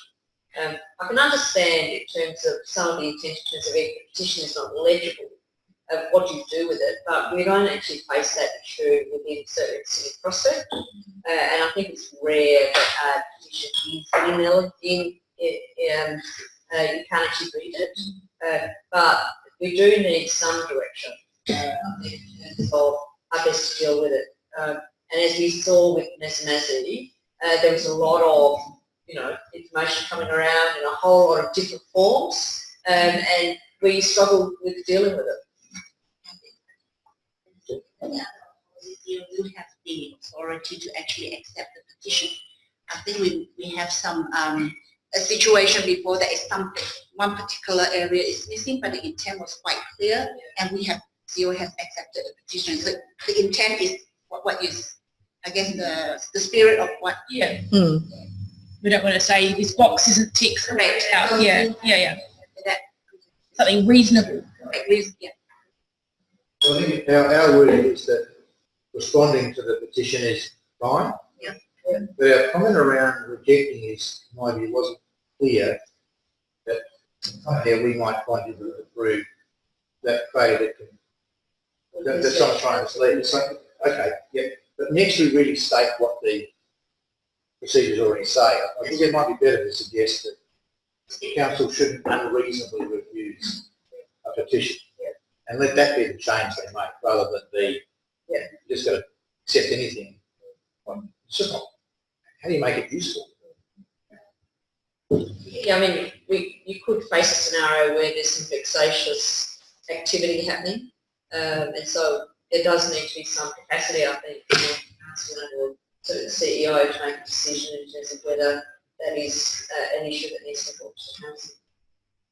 Well, where do we stand if someone puts a petition in that says that Councillor X is a corrupt and downright dirty scoundrel who should be locked up, signed by hundreds of bogus names from bogus addresses? Could you at the moment choose not to accept that petition? And the other choose not to accept it on the basis of its defamatory nature. So I'm very agree to do that. Where does it say that in the current clauses though? That just sits more involves there. There's something about the legal aspect of it, isn't it? If that's not clear, that might be another suggestion that we add here, that we actually want a bit of protection from scurrilous kind of stuff. If I was being defamed, Yes. I'd want to know the names and addresses of all those people so that I can go and find them. Oh, Well, I think that's the nature of a petition. You've got to put your name and address on it. Ashley Dixon. I might call some friends with some knowledge. yeah. You know anybody. But I think if you're going to be defamed, you've got to know who is it that's done that. To some extent, I guess. The other thing about language, you know, is that apart from anything that's against the like laws of the land, basically, but you know, somebody puts up something that's got, you know, every second word's a swear word in it, and that we're all horrible people and all the rest of it. So I think there should be something there in the way that the language is couched or something. I don't know. Anything further else on the petition one, or any other matter? Any other issues by other elected members? I know you're riveted by legislative changes, but they come and whack us about the head and you wonder why we're suffering. There was, if I may, there was a forum with Tony Piccolo MP at LGO, and there were a number of issues raised by the CEOs in relation to the intent of the bill and the fact that it had gone through so many iterations. It's gone through like 10 amendments already, and I think he's just trying to accommodate everybody's views in it, and that's why it comes across as being a bit of a mishmash. There's quite a lot of consternation in relation to issues being placed on social media, and his response to that was, well, everybody uses social media these days to get their information. To which the reply was, well, how do you know whether the information is correct? And we are responsible for comments on social media. And I think this is where the significant concern is, that we have a Facebook.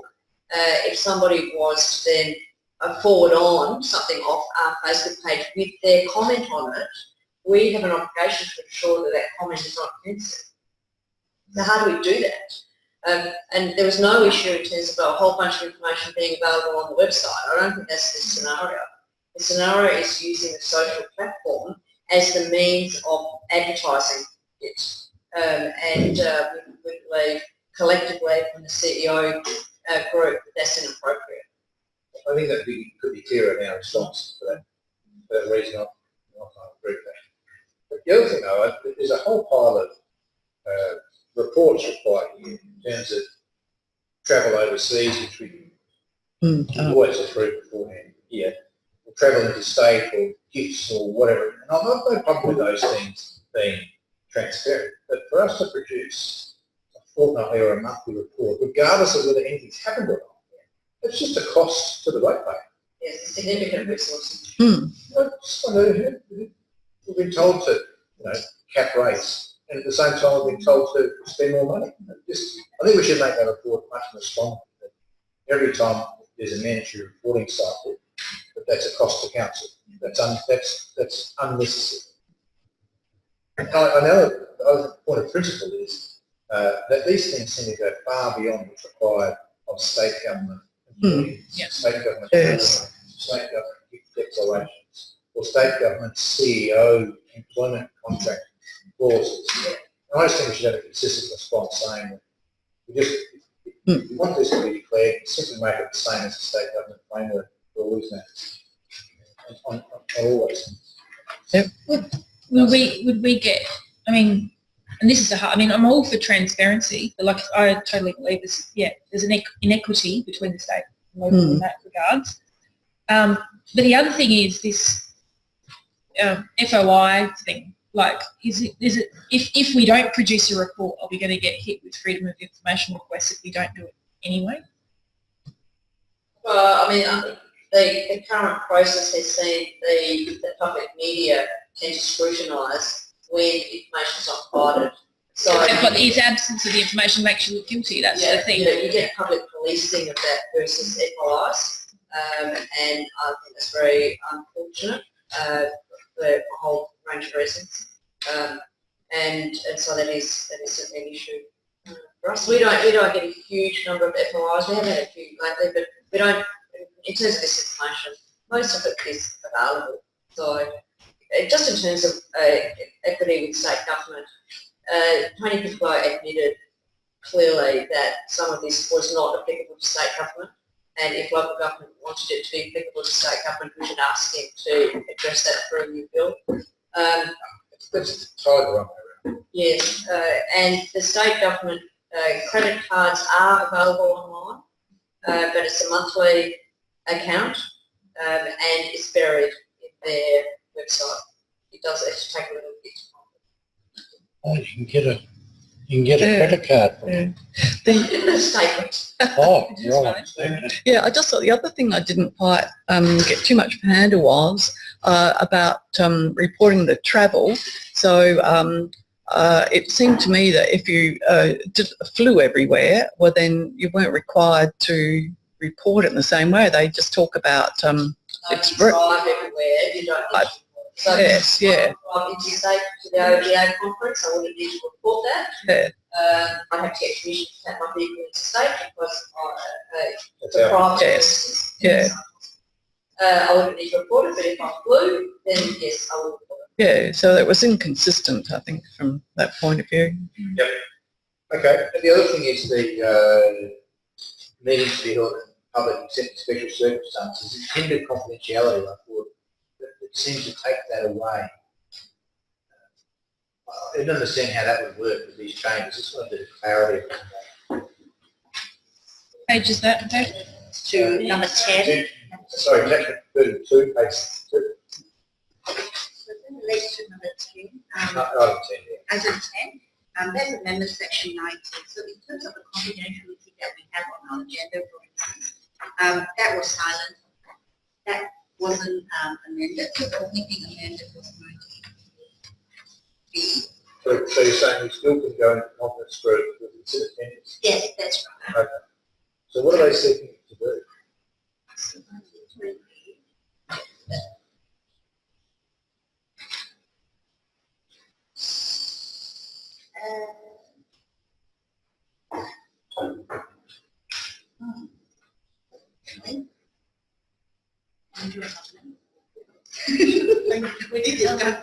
There's two provisions, section 93B and D. That's right. Both of them have slightly different approaches to them. So we might use 93B when council may be looking to purchase properties, for example, where we want to be competitive. There's other people obviously wanting this property and we want to get the best price for the community. It could also be related to selling property as well. That's competitive. Again, we want to get the best outcome for our community. Then there is 93D, which is a little bit different, where we might be entering into a business arrangement with a third party, where they may have given us commercial information that essentially could work against them competitively if we were to share it too soon. We eventually will, but we like to give it a couple of years for it to become a little bit irrelevant so that it doesn't damage their commercial ability. And 93K is around tenders, so expressly exclude. We don't publish that straight away either, so there's another provision, but we do over time. So everything gets released generally over time. We just want the information to be redundant. And we do partially release information, so we get a little bit smart about what we put out there to protect the other parties, and then we release information partially. And you'll see that with the annual reviews. We'll talk about what we do release and why we don't release them. So it's quite clear to the community.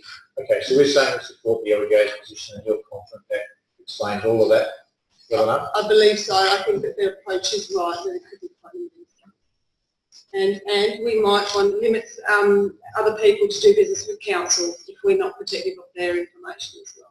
Just wanted to be clear, talking about the division, so if there was a controversial issue, there's no division called that the, obviously for or against, or the people's names isn't published. if there is a division called, the way a motion went will be public, but the actual content or the motion may not be. This is talking essentially about the reason to go in to confidence, so that will obviously be published, but there can also be the additional requirement that when it's in confidence also, that said structure of a division is also shown in For confidence. example, if you get some councils that are continually going into confidence, you could call a division and say, well, these guys want to go into confidence. They don't, that's right, that's right. And I think it's about the accountability measures they're trying to.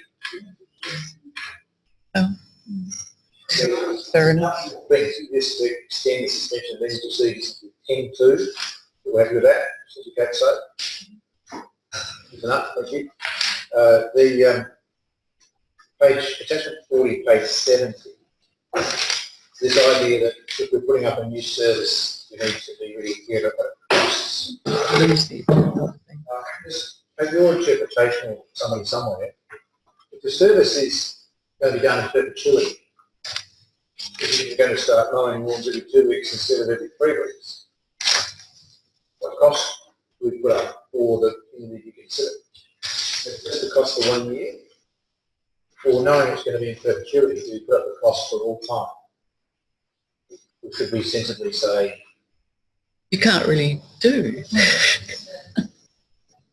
yeah, How do you know what's going to happen in the future? I mean, it's the cost of the service at that point in time. We wouldn't necessarily say over a 10-year period it costs the service may be wide. We would actually... But this particular, this is no different than how we put our budget in. So for new services, specifically new services, we really need to be looking at the whole values. What is our whole life value for these services? So that is what it's saying, that we need to have all that presented. so we typically don't do that. We typically report the impact on this next year's budget. But in our long-term plan, Well, I think that should be defined yeah, in our response. So you've got a 10-year plan, that's right. and it needs to be shown a 10-year plan, but it doesn't need to roll up all that cost and say that the community cost $5 million. That's right. It's not, yeah, it's simplistic. So it will be in our long-term plan, but yeah. Attachment 41, page 71, the audit committee changes. I think our comments are good in that sense, but synergy between audit committee and council, I think is pretty strong. Taking that away is a loss. Yes, yeah. So I support what. There was some consternation also about who would actually prepare the list, how the list of people would be prepared, and particularly for areas of the state that are challenged by getting Oh, I did read through, basically. who's actually going to sign off on the list. Not my final comment, so others might be thinking of other comments, but my final comment is on attachment 42, page 72. And then in section 265, hearing by district court. This is if somebody doesn't follow the direction of the local government commissioner.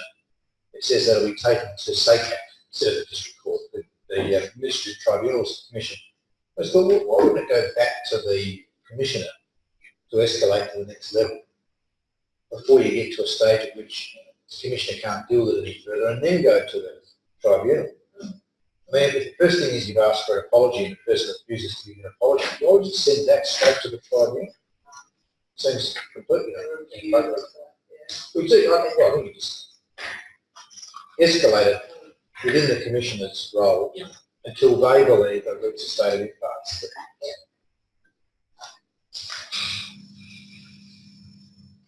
Apart from that, I thought they were good changes.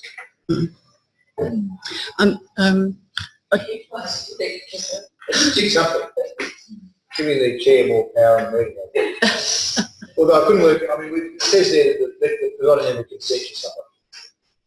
Where is that ever defined what that means? Why would you put it in a bill? I mean, really? Yeah, I think if we should really just also a bit more strongly clarify about council members that has been the audit committee, still that someone, council members and staff would be excluded from being members of a council audit committee. So I'm assuming they're saying of their own council audit committee. It is defined, I think so. Yeah, yeah, Which would be quite a follow-up. yeah, yeah. Because I mean, it's same with like the caps. You know, you might be able to be on other councils and that, but not your own. Yeah. Okay, this is some other stuff. All of that coming back to the recommendation for 13.2, which reads that we receive a note report. And second is we authorise the CEO to submit attachments with minor amendments. It might be good, CEO, if we, I don't think some of those changes are minor. So instead of with minor amendments, say noting feedback from the elected members. The rest stays as it is. People are okay with that? I'm happy to move that way. Mr. Backer, to speak to it. No, thank you. Mr. Barnett, you happy to second? Yes, second. The speeches you've ever made, holding notes. I've just been short. All those in favour? Carried unanimously. Thank you. Item 13.3, go on to regional groupings of Metropolitan Council. Please speak back to LGA. Oh, no. Oh, sorry, He's gone. maybe in his car. These keys are here, he couldn't. I'll try to. I'll look after you. Sometimes. There he is. Never read it. Right, Councillor, the whole pile of feedback and the CEO is authorised to finalise that, so you Okay. can catch up with that if you like in due course in the Minutes. limits of time. Item 13.3, the regional groupings of Metropolitan Council's East feedback to LGA. Someone happy to move the recommendation as presented? Councillor Group, to speak to it? Do I have a seconder? Councillor Barnett, to speak to it? I mean, we love Mitcham Council, but I think it's worked fairly well as it is. Any further debate? All those in favour? Against? Carried unanimously. How about Hills Council? I think you were thinking Oh, of council. sorry, I'd like yours. That's right. And you can, Love them all. Core annual business plan 2019-20 and budget process. Recommendation there. I'm happy to move it in its current form. Councillor Quick, speak to it. Just to ask a quick question, sorry if I missed some paper, but where does our strategic planning, 4-year strategic planning cycle come into this? I know it's not the same thing. It's just a business plan for next year, but I was just aware of this. There's a item on the agenda soon about the IT strategic plan, so we're kind of looking at a business plan for next year, IT strategic plan, plus we've got the 4-year thing sitting behind us that takes us 3 years to do. So just, can you connect those 3 dots for me briefly? See ya. Thank you for the question. So the council has 2 years from its election in order to establish a new strategic plan. We are budgeting for a commencement of that in next year's budget, so in the 2019-2020 budget. We would look at bringing in some assistance to frame that work, bearing in mind the amount of work that went on previously for our current strategic plan. Yeah. Councillor, anything to Endorse the report. yes, I have a seconder. If you may, Darwin, just speak to it. I do wish to ask a brief question. So in the actions table on page 89, we've got a line out which is councillor budget bid submissions received by online form by the 18th of the 1st. Given that there's Christmas and New Year and not a lot of activity and people are potentially heading off for a bit of a holiday, this doesn't seem to leave a lot of time for people to take part in that process. In particular, we've got 3 new elected members. 1 elected member probably has some experience in that space, but it's something which takes a bit of time to get your head around. So I'm just wondering whether anybody else shares my concern that that time frame is a little short, and how might we be helped through that process if there's no chance to change that timeline? Can I take the back end of that as a question to the Director, as in how we might be helped with that, to achieve that date? Director. Through the chair, the 18th of January is an indicative date. We have brought forward the whole budget process forward by a month. That is due to an audit committee's request. They want to have a look at the council's budget prior to it goes to consultation. So audit committee can actually provide feedback to council prior to council endorse for consultation. So that is an indicative date. So so staff are busy preparing it, and for us the key date is first week of March. So the first information workshop, 5th of March, that is our key date that we will present you and start talking to you about the budget. So if we're talking about 18th of January, or is it another week, we are not going to say no. So that's the first issue, but we need to consolidate by 5th of March. I've just spoken to Manager of Finance. Given that our first workshop is not till 15th of January, we are happy to be available actually the week before, the Tuesday before, to actually guide, especially the new elected members through. Just have I guess, for whoever's interested, we're prepared to be here to actually guide the elected members through and help them with the process. In terms of elected member bid, it's very simple. There's only 3 questions. The reason why we have it so early is we just come through an election cycle, and you have a lot of projects possibly fresh on your mind, and there's 3 questions. What is it? Where is it? And how does it link to strategic plan? So those are the 3 key questions. And in terms of feedback, similar to last year, what we've done is once we consolidate all the lists, we will actually be able to identify to say this is already being considered, this is already a budget bid. We will give you accountability as to where your bid goes, or is this scheduled for year 2, year 3, or year 4. So that is where we're at. Thank you. Deputy Mayor. Anything further? Further debate? A question. Just a question from filling up there.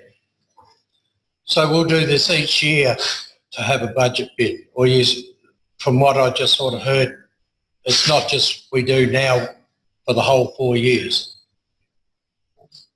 Thank you. Yep, through the chair, that's right. Every year we do go through that. We do go through the budget bid process, just similar to last year. Further debate? Councillor Rick. Although I've had previous council experience, in the last council we actually didn't have a budget bid process. The budget would just be recommended by council and would go through and debate item by item and add things in and out. So it's going to be quite different, something I haven't done before. I do concur with the Deputy Mayor Larwood's comment. Would it be possible, even with the council, a bid submission receiver online form, to push that out to the start of February? I just think 18th of January. I'll be on holiday that week anyway. For a week, I think it's a bit too early.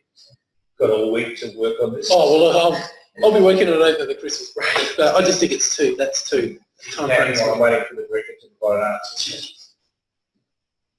Through the chair, that will leave us quite late in our consolidation, so we will be looking at consolidating everything.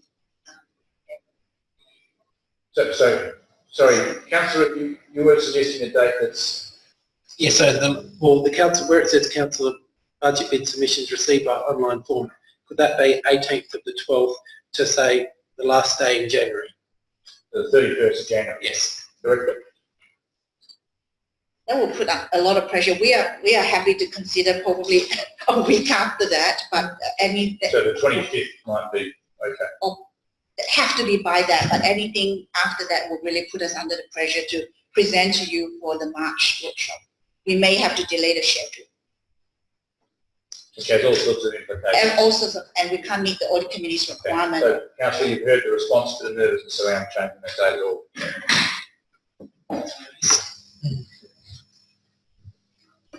I got Christmas night anyway.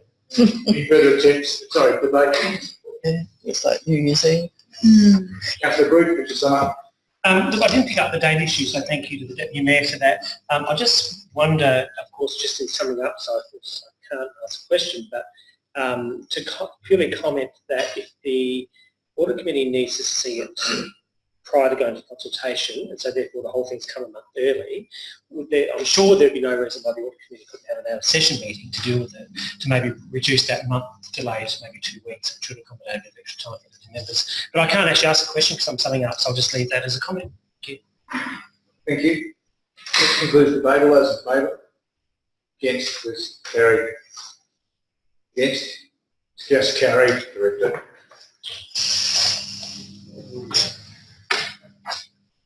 .5 Environmental Protection Authority Cost Recovery Measurements. Certainly. I wish to move it in its current form. Yes, I'll move it. I'm against any cost shifting to local government. Again, that was your speech? Yes. Got a seconder? Deputy Mayor, did I see waving your hand? Yes. Would you speak to it? With the Councillor Bennett's brief statement. You further debate? Very tempted to state the obvious, but it's in the report. Back to you, Councillor Bunnett, if you wish to sum up your excellent speech. That concludes the debate. All those in favour? Yes, carried unanimously. IT strategic plan, page 97.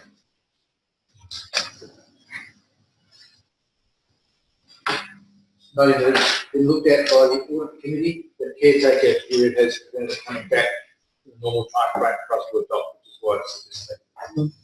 Happy to move it as it is, the recommendations they are, sorry, page 97. Deputy Mayor, happy to speak to us.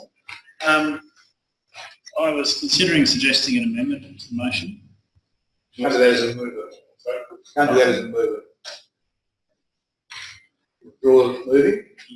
But happy to amend. Okay, so I'm happy to move it, get on the floor. I'll move it to for discussion. An amendment. Did you speak to it at all? No. Do I have a seconder?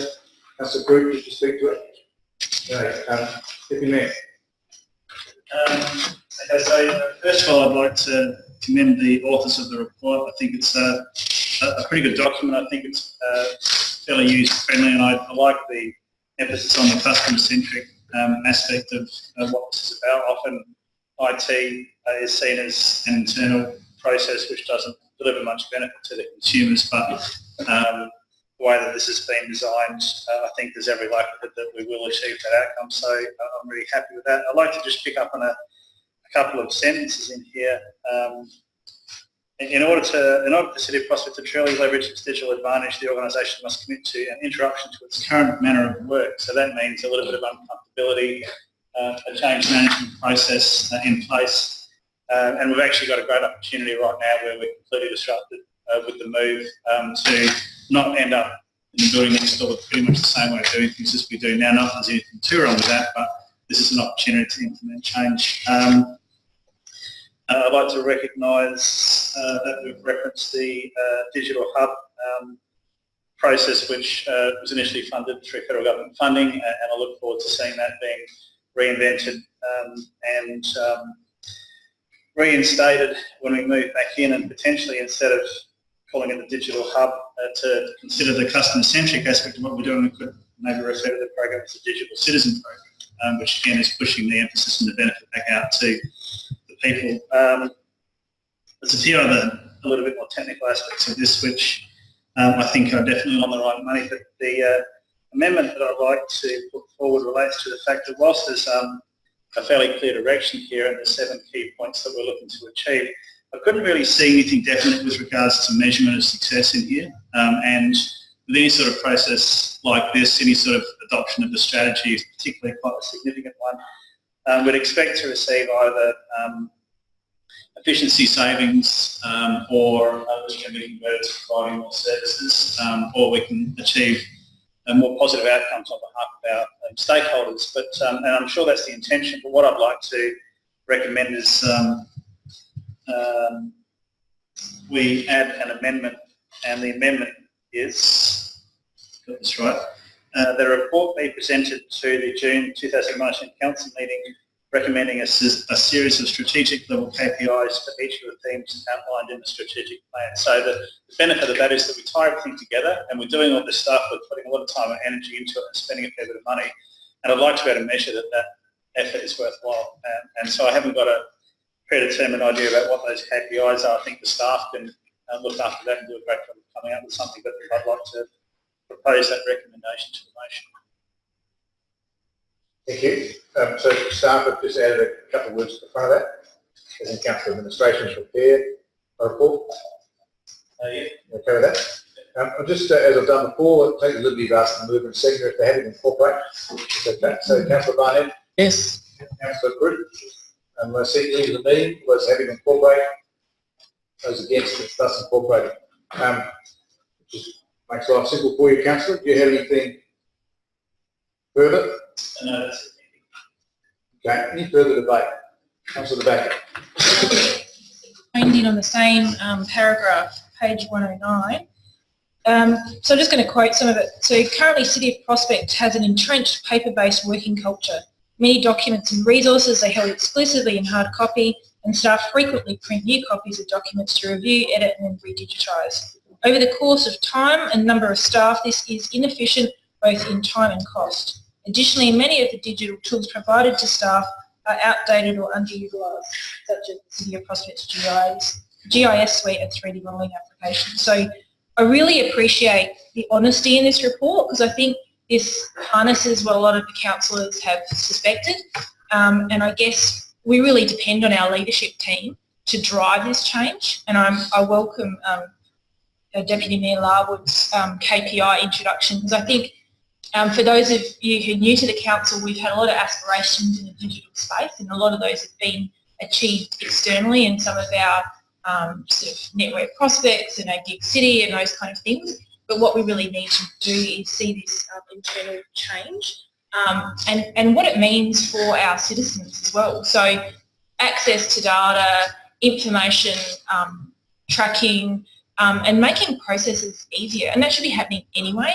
That's best practice. So, I mean, I think when we're looking at IT, so it's not an abstract, it's actually just best process and we should be doing it best practice. Okay. So I commend the addition for KPIs and even things like the website. We've been wanting the website to get updated for 3 years and I would welcome an update on the status of that. So we see those frustrations in what we'd like to achieve and where we're at. And we do have to invest at an operational level. So, you know, some people think, oh, this isn't interesting and we don't see a tree and we don't see a building, but this is important to the nuts and bolts of what we do. And if we don't invest, we're going to be further behind. So thank you very much. Thank you. Further debate? Councillor Rich. Yeah, one point I'll add to that, particularly in terms of improving our IT, improving our facilities. One thing that we could look to do is using data programs to upload agendas, upload minutes instead of having them email, because again, that's an efficiency thing. If we're sending out, one thing I've noticed is the amount of emails we get in terms of for agendas, for minutes, for this, but if it's just uploaded onto a portal, we go to the portal, that saves staff time. And what that means, if that can be built into those type of things we build into our IT programs, it saves staff sending out emails and it reduces and I guess it makes them more efficient to then spend time on something else. I mean, in the long term, I'd like to see something like that where there's a portal to reduce emails as well. I don't suggest. Further? If not, Councillor Barnett. Yes, all good points, and I think there is a strategy for our elected members portal. So I look forward to that because that was part of a discussion that we had last year, and yeah, that would make life a lot easier as an elected member. Yeah, I just sort of had a thought, you know, about that for a long while. We've been sort of held back really by our lack of money basically, and we've been quite innovative in working with other councils and now I think the staff concerned, you know, it is to be commended to bring us up to this position, you know, as a small council, I think it's where I think putting some of our resources where we really need it to count.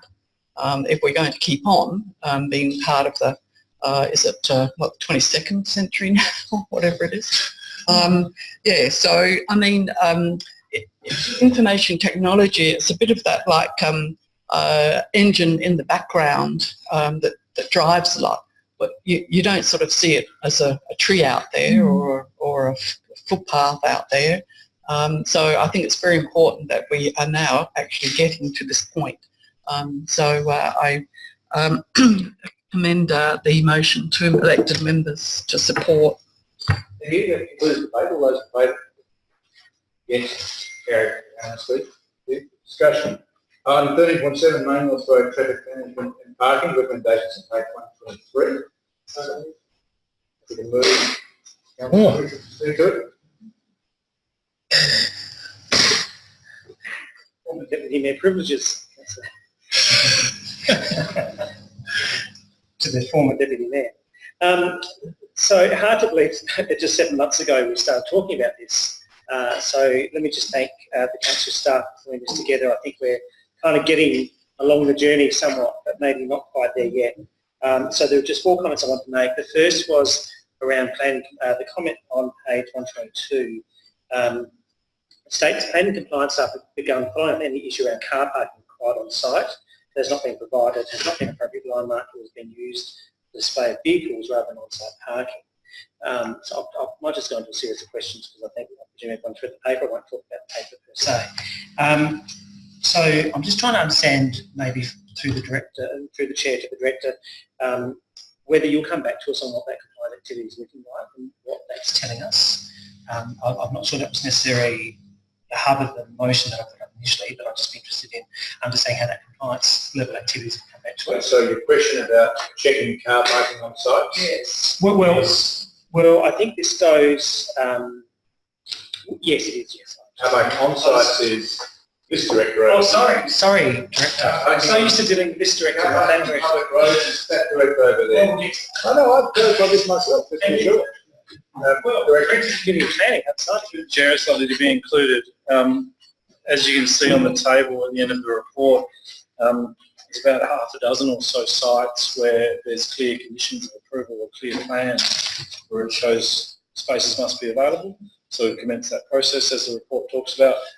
We can certainly provide an update in, maybe there's a next Main North Road update report or through memos from time to time just to advise how that's going. Thank you.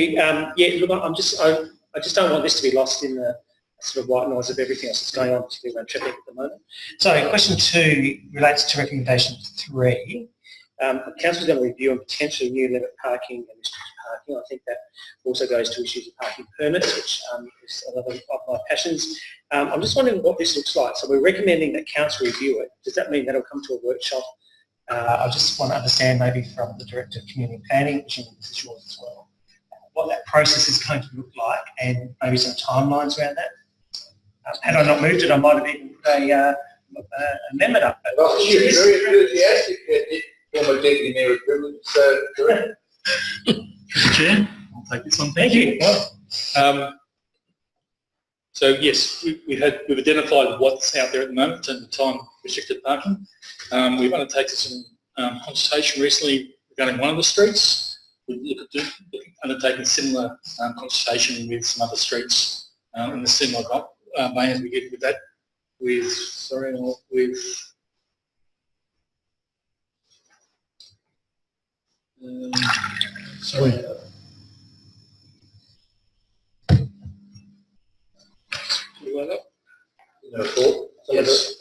I just can't. What's the name of that street? Burwood Avenue. Right, thank you. So we'll listen on it, and then we'll come back to council if there's going to be changes. Thank you. Okay, thank you. Third comment I want to make was on page 127. It talks about the customer request received and also the expiation notice issue. It's interesting to see that the customer requests don't equal the expiation. I just want to draw out this point because I think it's really important. This is that director. Lord, I'm confused. See what happens when you just miss a couple of meetings. So expiations, I just want to use two streets. Childbury Street is one and Wilcox is the other. Childbury, there were 11 requests received about parking, yet we issued 75 expiation notices.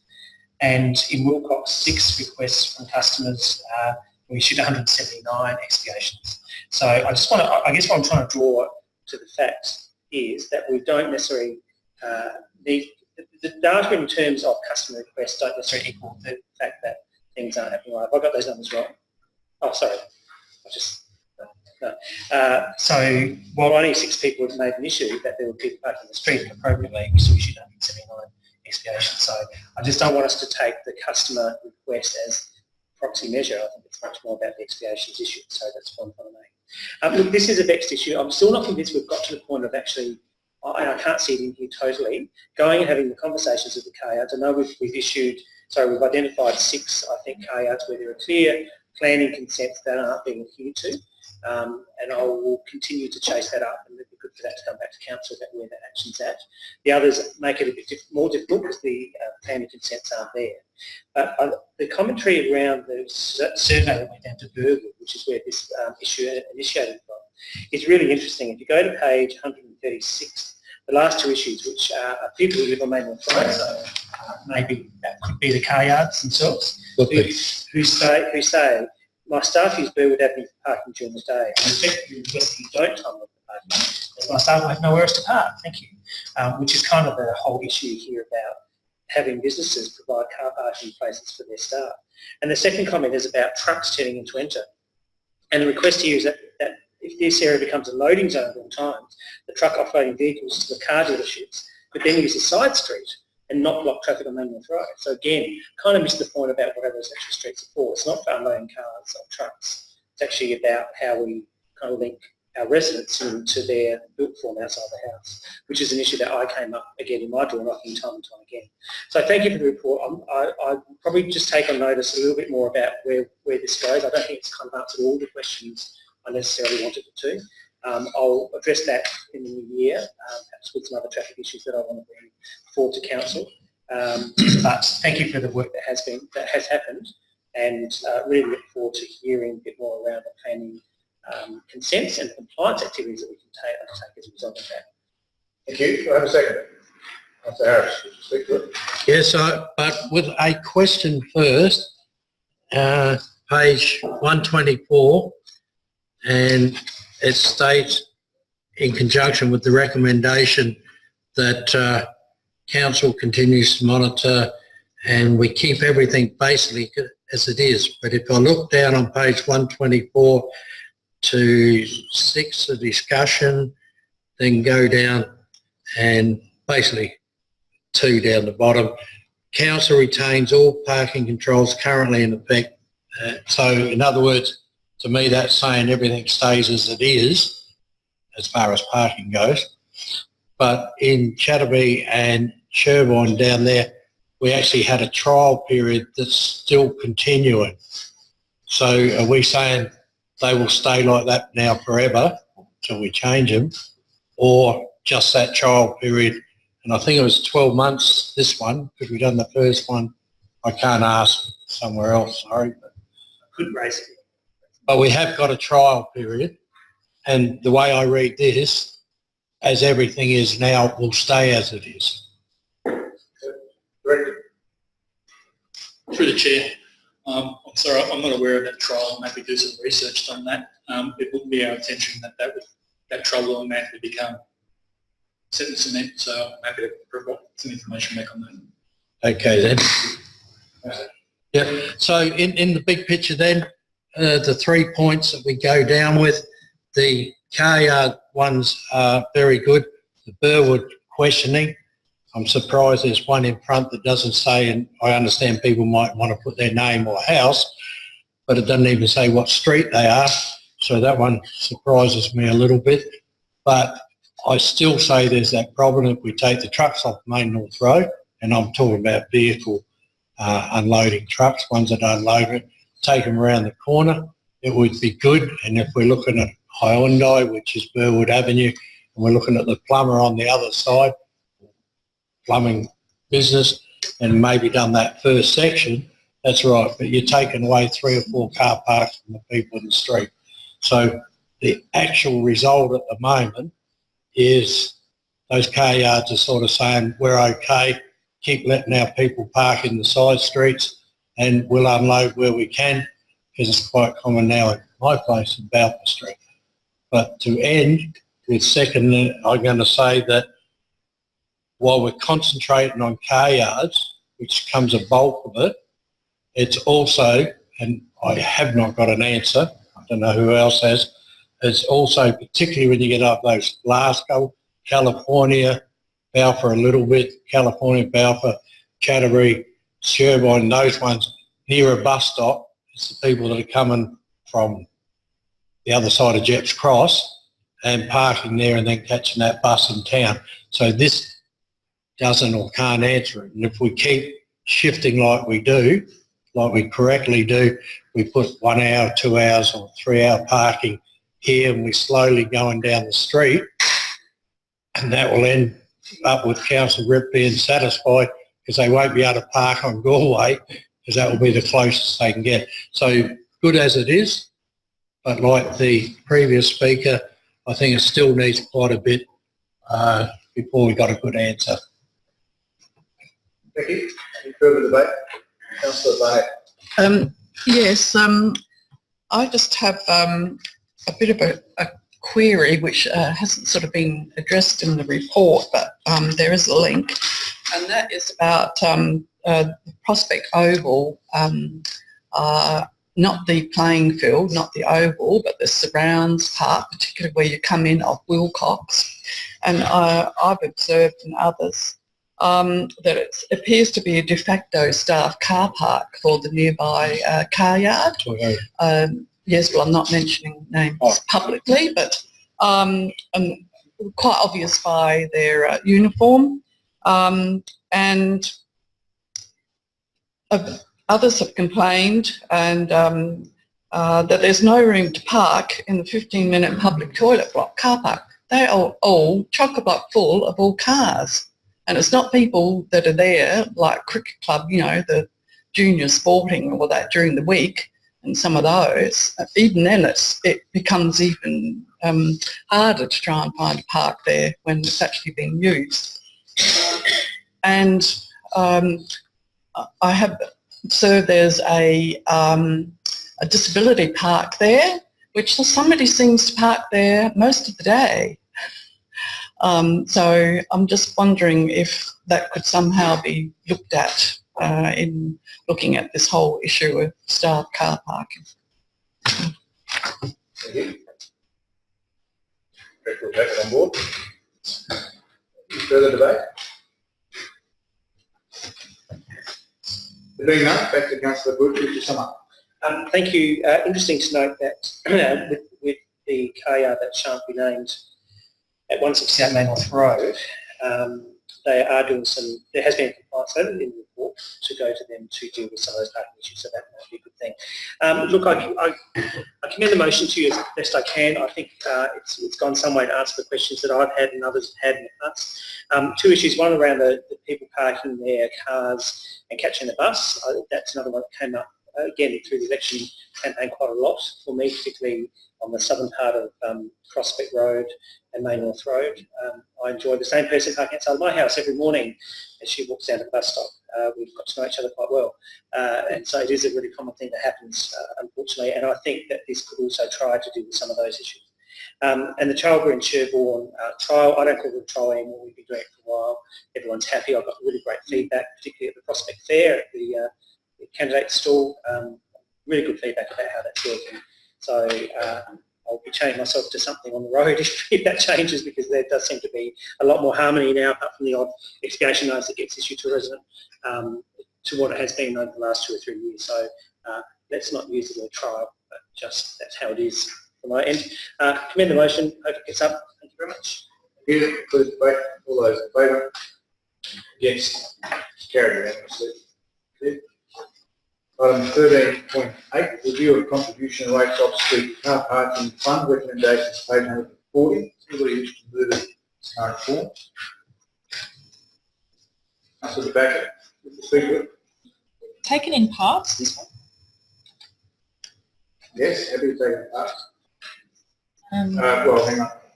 There are only two parts. So I'm happy to take it in two parts, just in case you're assuming that there's three parts to part two. no, that's fine. Yeah, okay.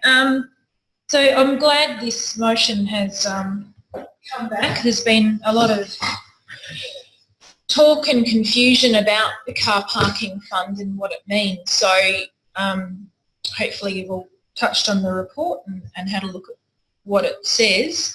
I found the report quite contradictory in many instances. So it's talking about different parts of our city and allocating different funding levels. Now, we've had a consultant's report presented to us. We've also had a sort of summary from, I guess, the planning department. And there's talk about not even having a car parking fund at all. So at the moment, the development plan is a guide. It's a guide only. It's not a rule book. So I've experienced sitting on the DAP/CAP, and some of our fellow elected members have. I encourage you to come along and listen to the conversation. A lot of planning decisions are also delegated and made internally if they meet some of the rules and regulations. So there's two parts of this. So one is new buildings. So new buildings, you've got a residential piece of land. It might be zoned for 3 or 4 stories, and often it's looked at how many apartments we can put on there, what's the car parking requirement, is there a bit of room to manoeuvre there, what's the investment, what is the cost, what is the return, and that's the developer equation. So when it comes to someone like the CAP, often there are car parking shortfalls, so significant car parking shortfalls of say 2.5 car spaces, and it's still recommended from the staff for approval. So one of the things about this whole car parking conversation, and I'm so glad the Main North Road motion was just before us, because we've just spent a whole 15, 20 minutes talking about parking shortfalls and the implications on amenity and the cost in monitoring it and expiation and time parking.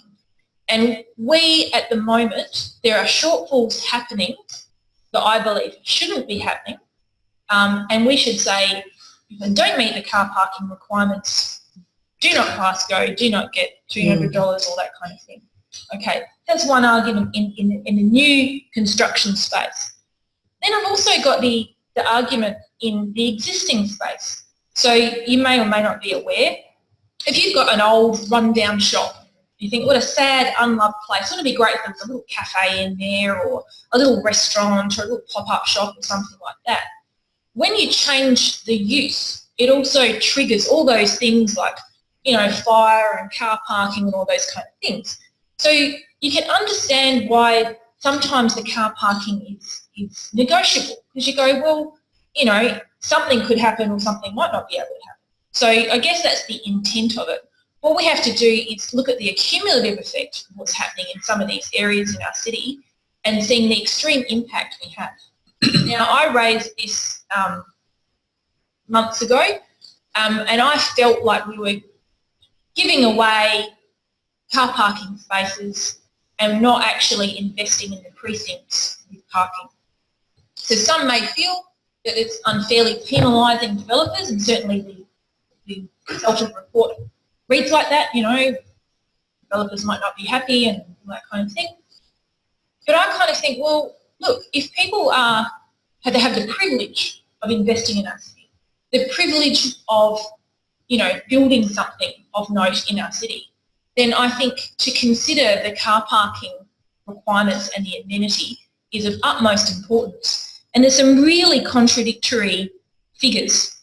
So I think on page 143 of the report, there are the real costs. We're totally at odds to the proposed costs. So the page 143, it says Churchill Road. So this is basically the cost of buying land. So on Churchill Road, we're looking at around about $22,000 a car space. So that's just the land. That's not building anything. That's not a double-deck car park like they're doing in Glenelg or anything like that. Page 144, Prospect Road, you're looking around about 37,000 per 35 square metre space. And then Main North Road, we're looking at around about 16,000. So if we go back to what's proposed in the, on Churchill Road, they're talking about 14,000 a car space, Prospect Road 20,000 a car space, and 11,000 a car space. So I guess there are two different sentiments here. So one is we don't have three. We don't have a car parking fund at all. You meet it or you don't build. You know?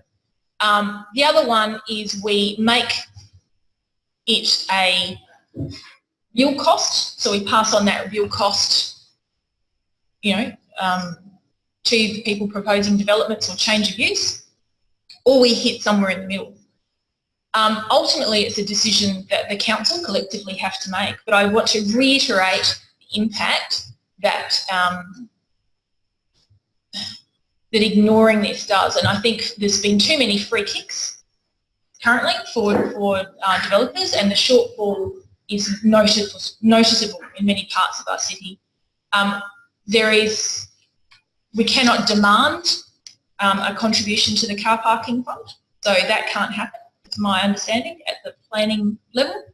So the planners are very limited in what they can do, but we can certainly, as a council, as a sentiment, saying this is the direction we're going, and I'd be really interested in other people's thoughts on the floor. Do I have a second? Did you move that? I've moved it. Decided what I'm doing. Moved it for discussion. Leave it for discussion. Do any members have got a second? Yeah. Deputy Mayor, would you speak to it? Discussion.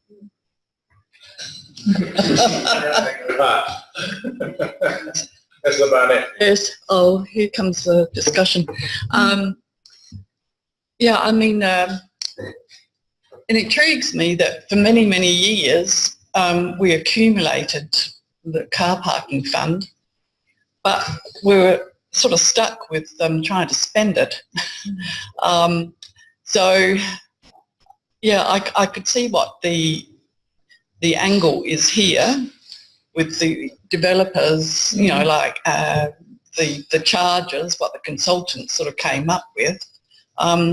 But, part of me says, look, this again was a bit of a hot topic out there during the debate. It was a bit like that on the doorstep, door knocking. But at any rate, this is another thing allied with the traffic management and the apartment builds on Churchill Road in particular.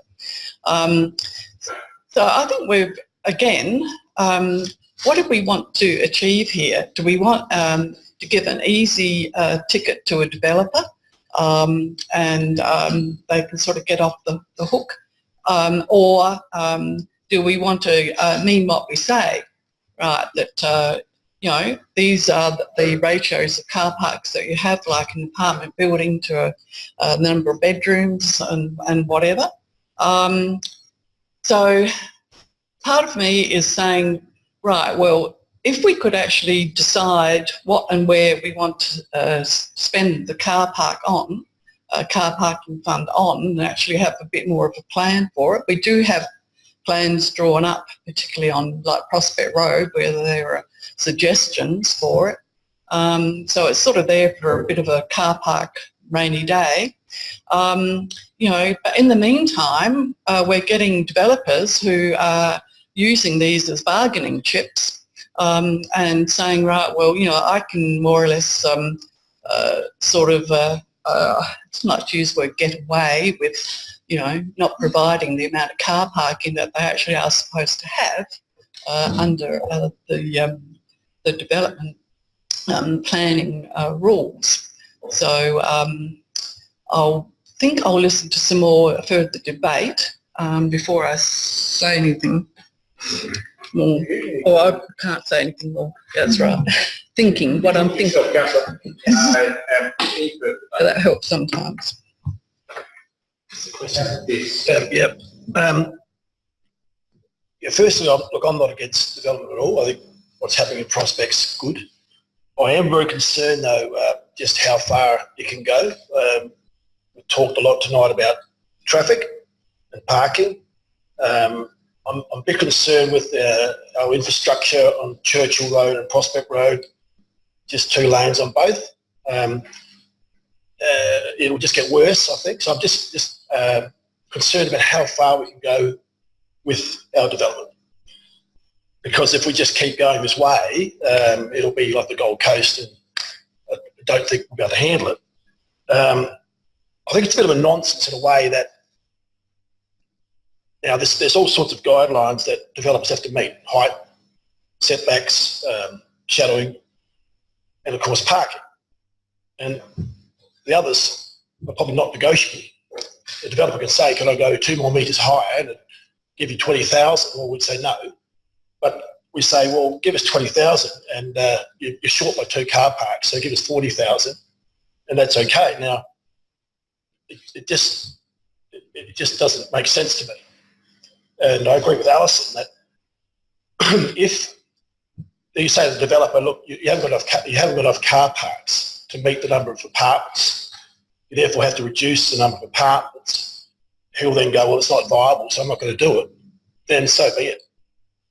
It'll slow down the process and again keep it tidy and manageable.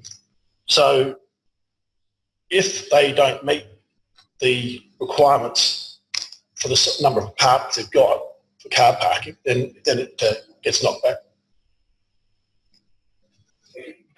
Councillor Rick, you had a question?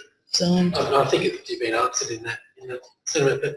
But just a quick question: if we vote for both 1 and 2 tonight, are we basically, maybe I've misread or misinterpreted, are we basically giving the developers that, we use the term, the free kick? Handball. Yeah, I wouldn't refer to it as a free kick.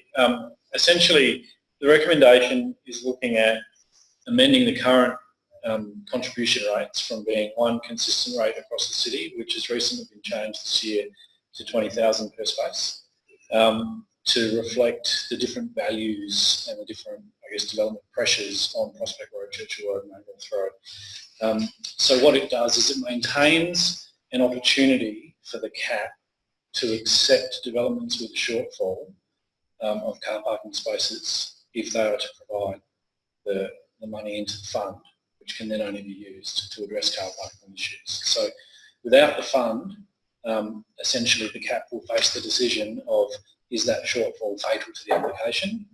Can't speak for the CAP, but what you may see is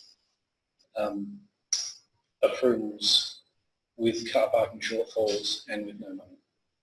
That's outlined in the report. I just wanted to make that point because it seems to be coming up. Any further, Councillor?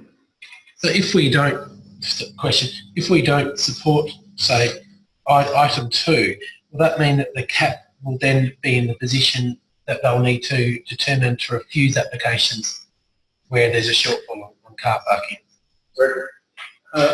Through the Chair, if only recommendation 1 is adopted, the current car park fund contribution rates will remain.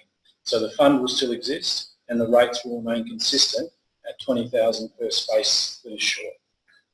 There would need to be a different motion to cease the operation of the car park. So just to be clear, the purpose of part 2 is discounted to 14 and 11 for Churchill and Main North. Just discounted from the current The new rates. Mr. Minor Director, what was it prior to April? 9,000. 9,000. So it's only very recently got to 20,000. Yes, okay. Councillor, anything further? Councillor Britt?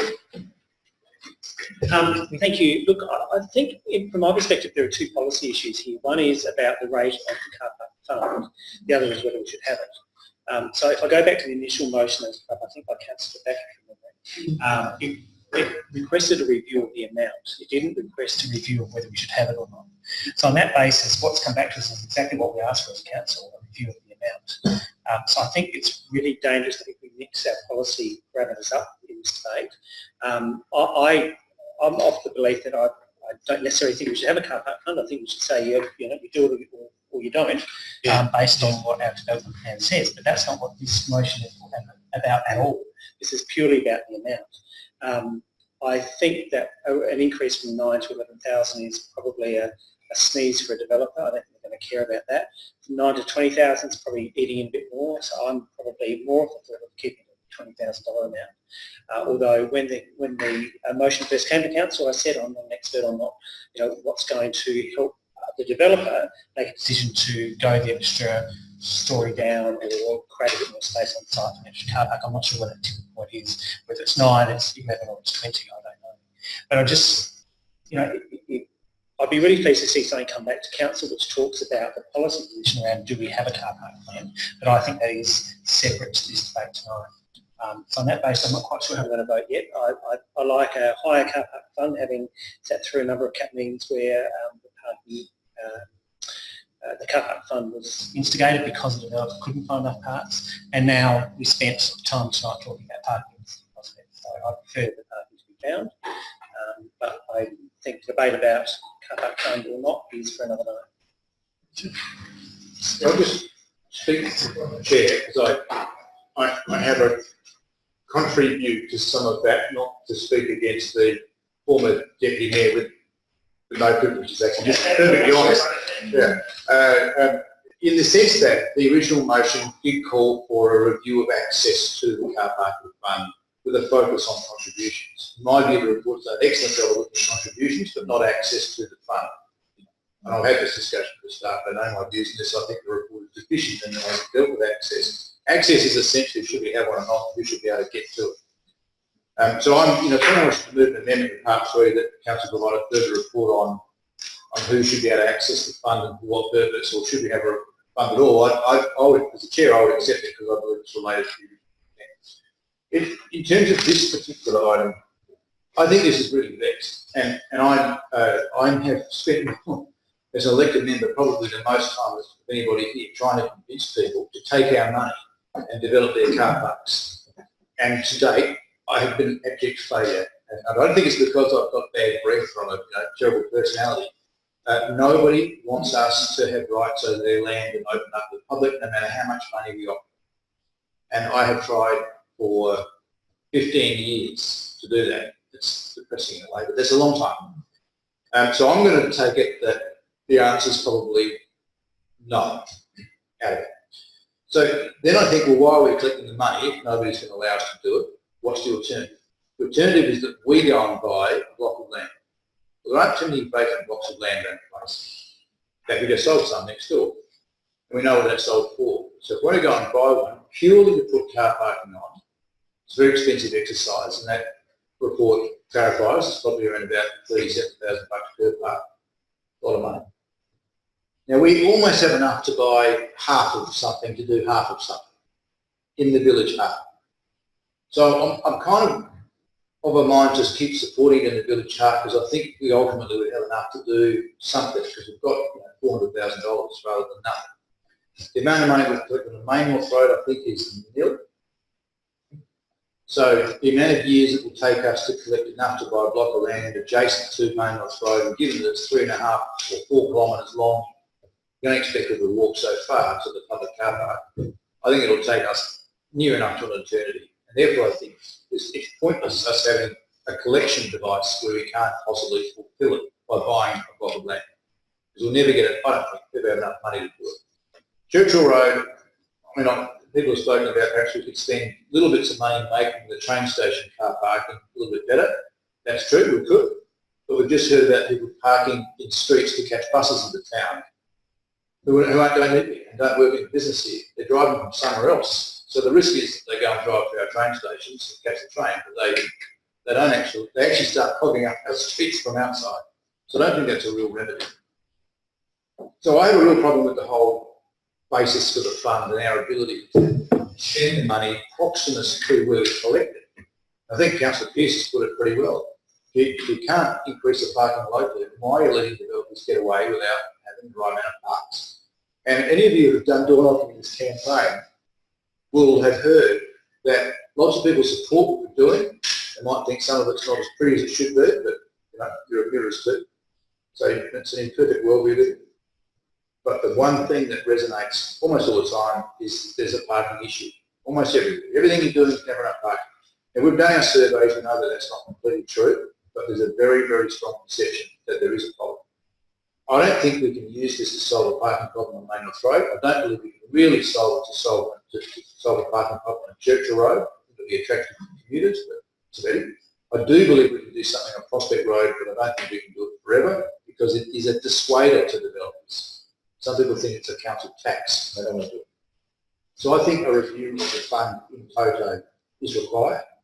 And my personal preference is that we only apply it to a very small part of the Prospect Village Heart and that we don't collect money where we have no chance of providing a public car park that's within walking distance of the person who's paid into the fund. Currently on Main North Road, I think we've got a little zone shown up by North Park. So why would we collect money from down near Scotty's Corner? It's just a nonsense. And I don't think we should do it. I think that they should live or die on their parking ratios as per every other development. That's what I presume. If there's no amendment on the floor, that's fine. I'm happy to work with someone to get a motion notice at some later date. That's what I see. Any further debate on this one? There being none, Councillor Bassett, wish to sum up. I will try.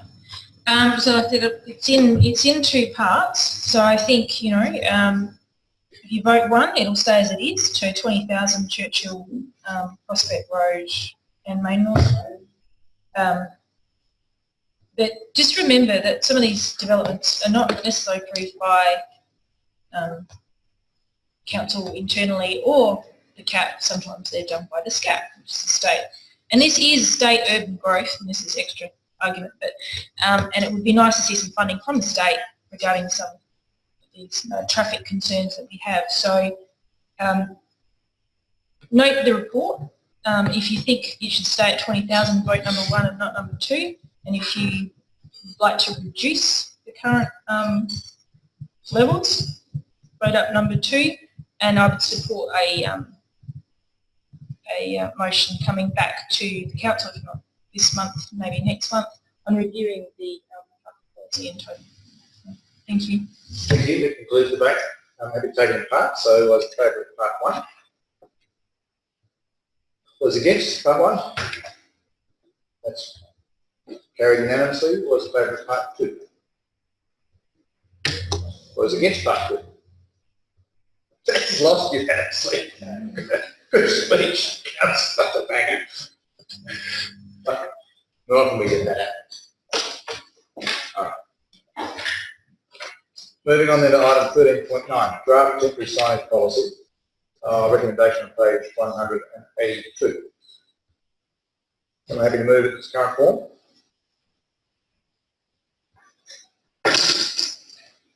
Now, Deputy Mayor Lala, you should speak to it. Briefly, I think it's been said before that it's intriguing that this has come to council through a motion, but it has, and I think the staff have addressed the intent behind the motion, and looks like we've got a reasonably solid plan in place moving forward.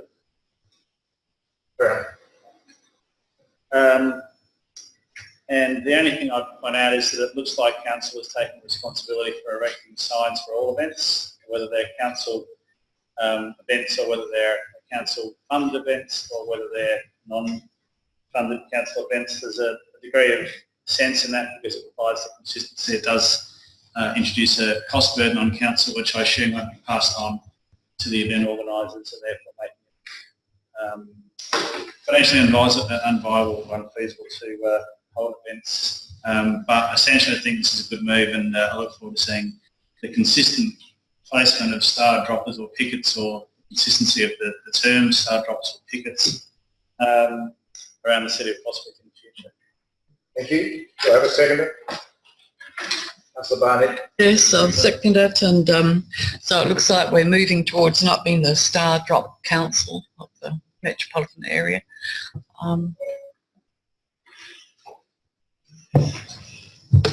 Sound a bit louder. Any chance that be picked up by the message first? Further debate? Councillor Back. briefly because I got us all here in the first place. Look, it's just, again, it's disappointing. It's a communications issue, and I think it's just, if we're going to talk to our community and people moving through our community, it has to reflect some sort of professionalism, and those, we embrace the, temporary nature of signage and, new events, which is great, and we're having events by other community groups, which is great. But I am really nervous that there's just not a broader communications plan for permanent signage and digital signage in our digital space. And if I see a star dropper in front of the new click, I will scream. I haven't actually seen that in the report where we're actually communicating in the click building. That's another conversation for another item. However, I think it's a shame that it's sort of seen as the easy option, whereas I think we could actually look, especially at our gateways, at the head of Prospect Road, Main North, Regency Road, down Regency Road, Churchill Road. There are opportunities to do much better, bolder, I suppose, statement pieces. And also I think that I'm really glad this is coming under, well, I'm hoping it is, Direct Business and Innovation. I'd like to see some bit more in the communication space, because quite often and despairingly you see signs that can't be read from the other side of the road, so they actually miss the mark.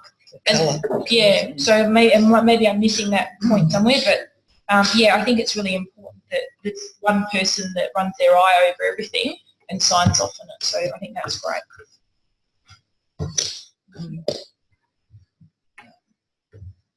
Thank you. Councillor, just before I ask for a... No? It's all good. Sorry, just to clarify, the map shows that the Civic Centre is a potentially temporary sign location. Really? Oh, that's fascinating. The triangle there, and what we're being asked to approve is corporates on star dropper pickets or picket droppers. Just so you're aware of your... Get ready to scream. Look, it's distressing. But I Silent. clarify that. Yeah, scream.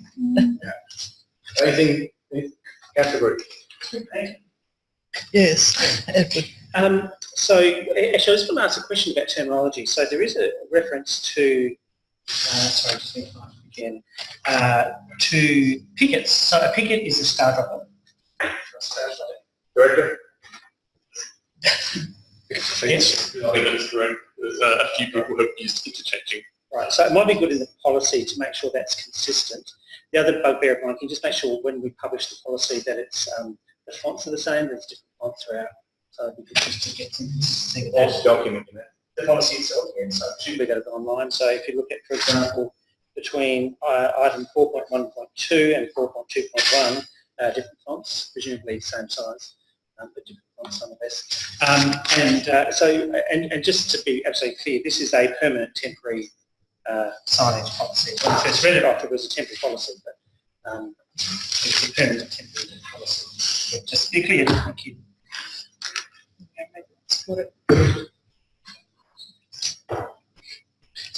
Thank you. I'm sorry, just from the chair,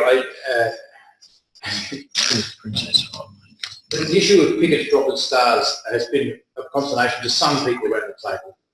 I think all of us want to have professional looking signage that where the method of the sign erection is not the talking point. What's advertised on the sign is the talking point. Correct. And we're not there. However, the recent Bangladesh Bijoy Mela celebration used picket dropper stars behind their corporates at St Helens Park, and they did it in a way which hid the droppers, star pickets. And we've got a picture of that somewhere, J7, which is... But they all have to lie down to read it. Yes. Anyway, this has only been provided to us today, so just imagine that's the other way around. So they managed to get the corporate around the picket so you can't even see on the edge. This actually looked kind of clean. Nice and clean. No yellow tops on the top of the ticket stars. Did the council did that? So, council, put this one up. Yep, there's the nods. The policy document should look like this, but the policy document shows that it's okay for the dropper needs to be visible.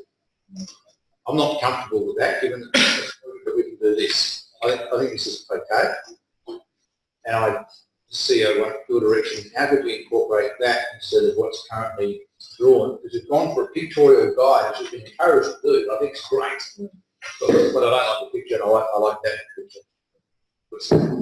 Where we go? Thank you very much for the question. We can include some real life examples within the policy rather than just a diagrammatic approach. We have actually had another occasion where we've wrapped the pickets with the core flute. So we'll certainly put some real life examples in the policy that demonstrates this. As opposed to? As opposed to the diagrammatic representation that's in the draft policy. Okay.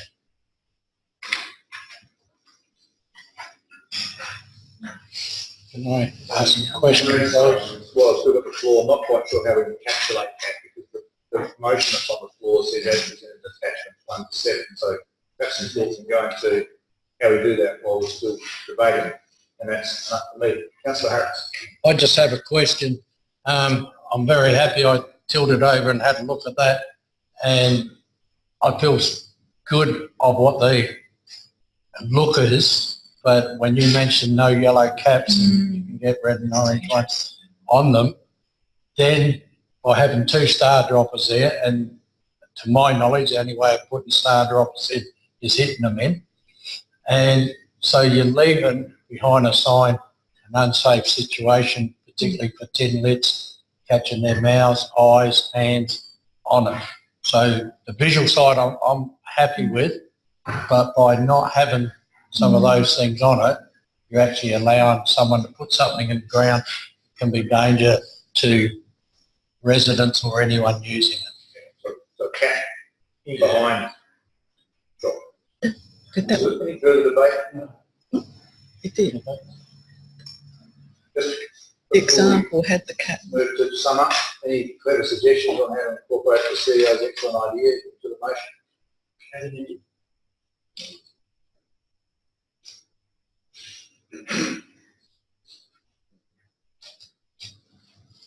As amended.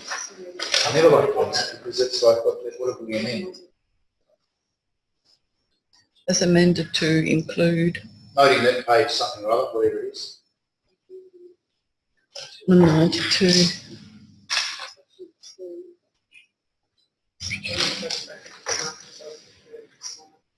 The one that's acceptable is if you draw that one down there, Yeah. and then they're all crossed. It's effective. They're going to need to spend money on it. They do.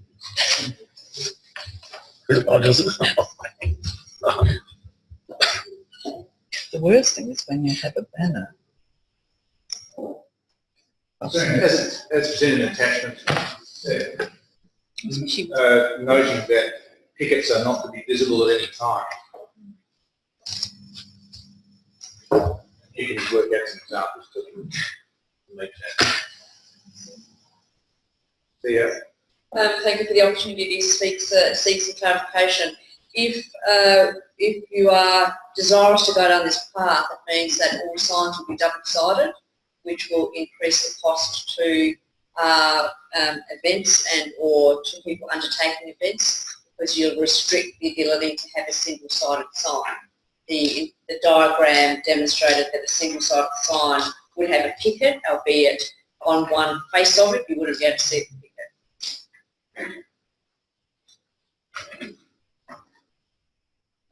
Right, ask a question. What's the cost of putting a blank core flute at the back, simply to hide the pickets, not print? Is that an impediment? Still a cost. Recycle. It's usually some of them pretty cheap. Yeah. Be significant. We'd need some in stock lying around so that we wouldn't have to order them. And then Just recycled. Just recycle the old ones. sensible in terms of do need some storage.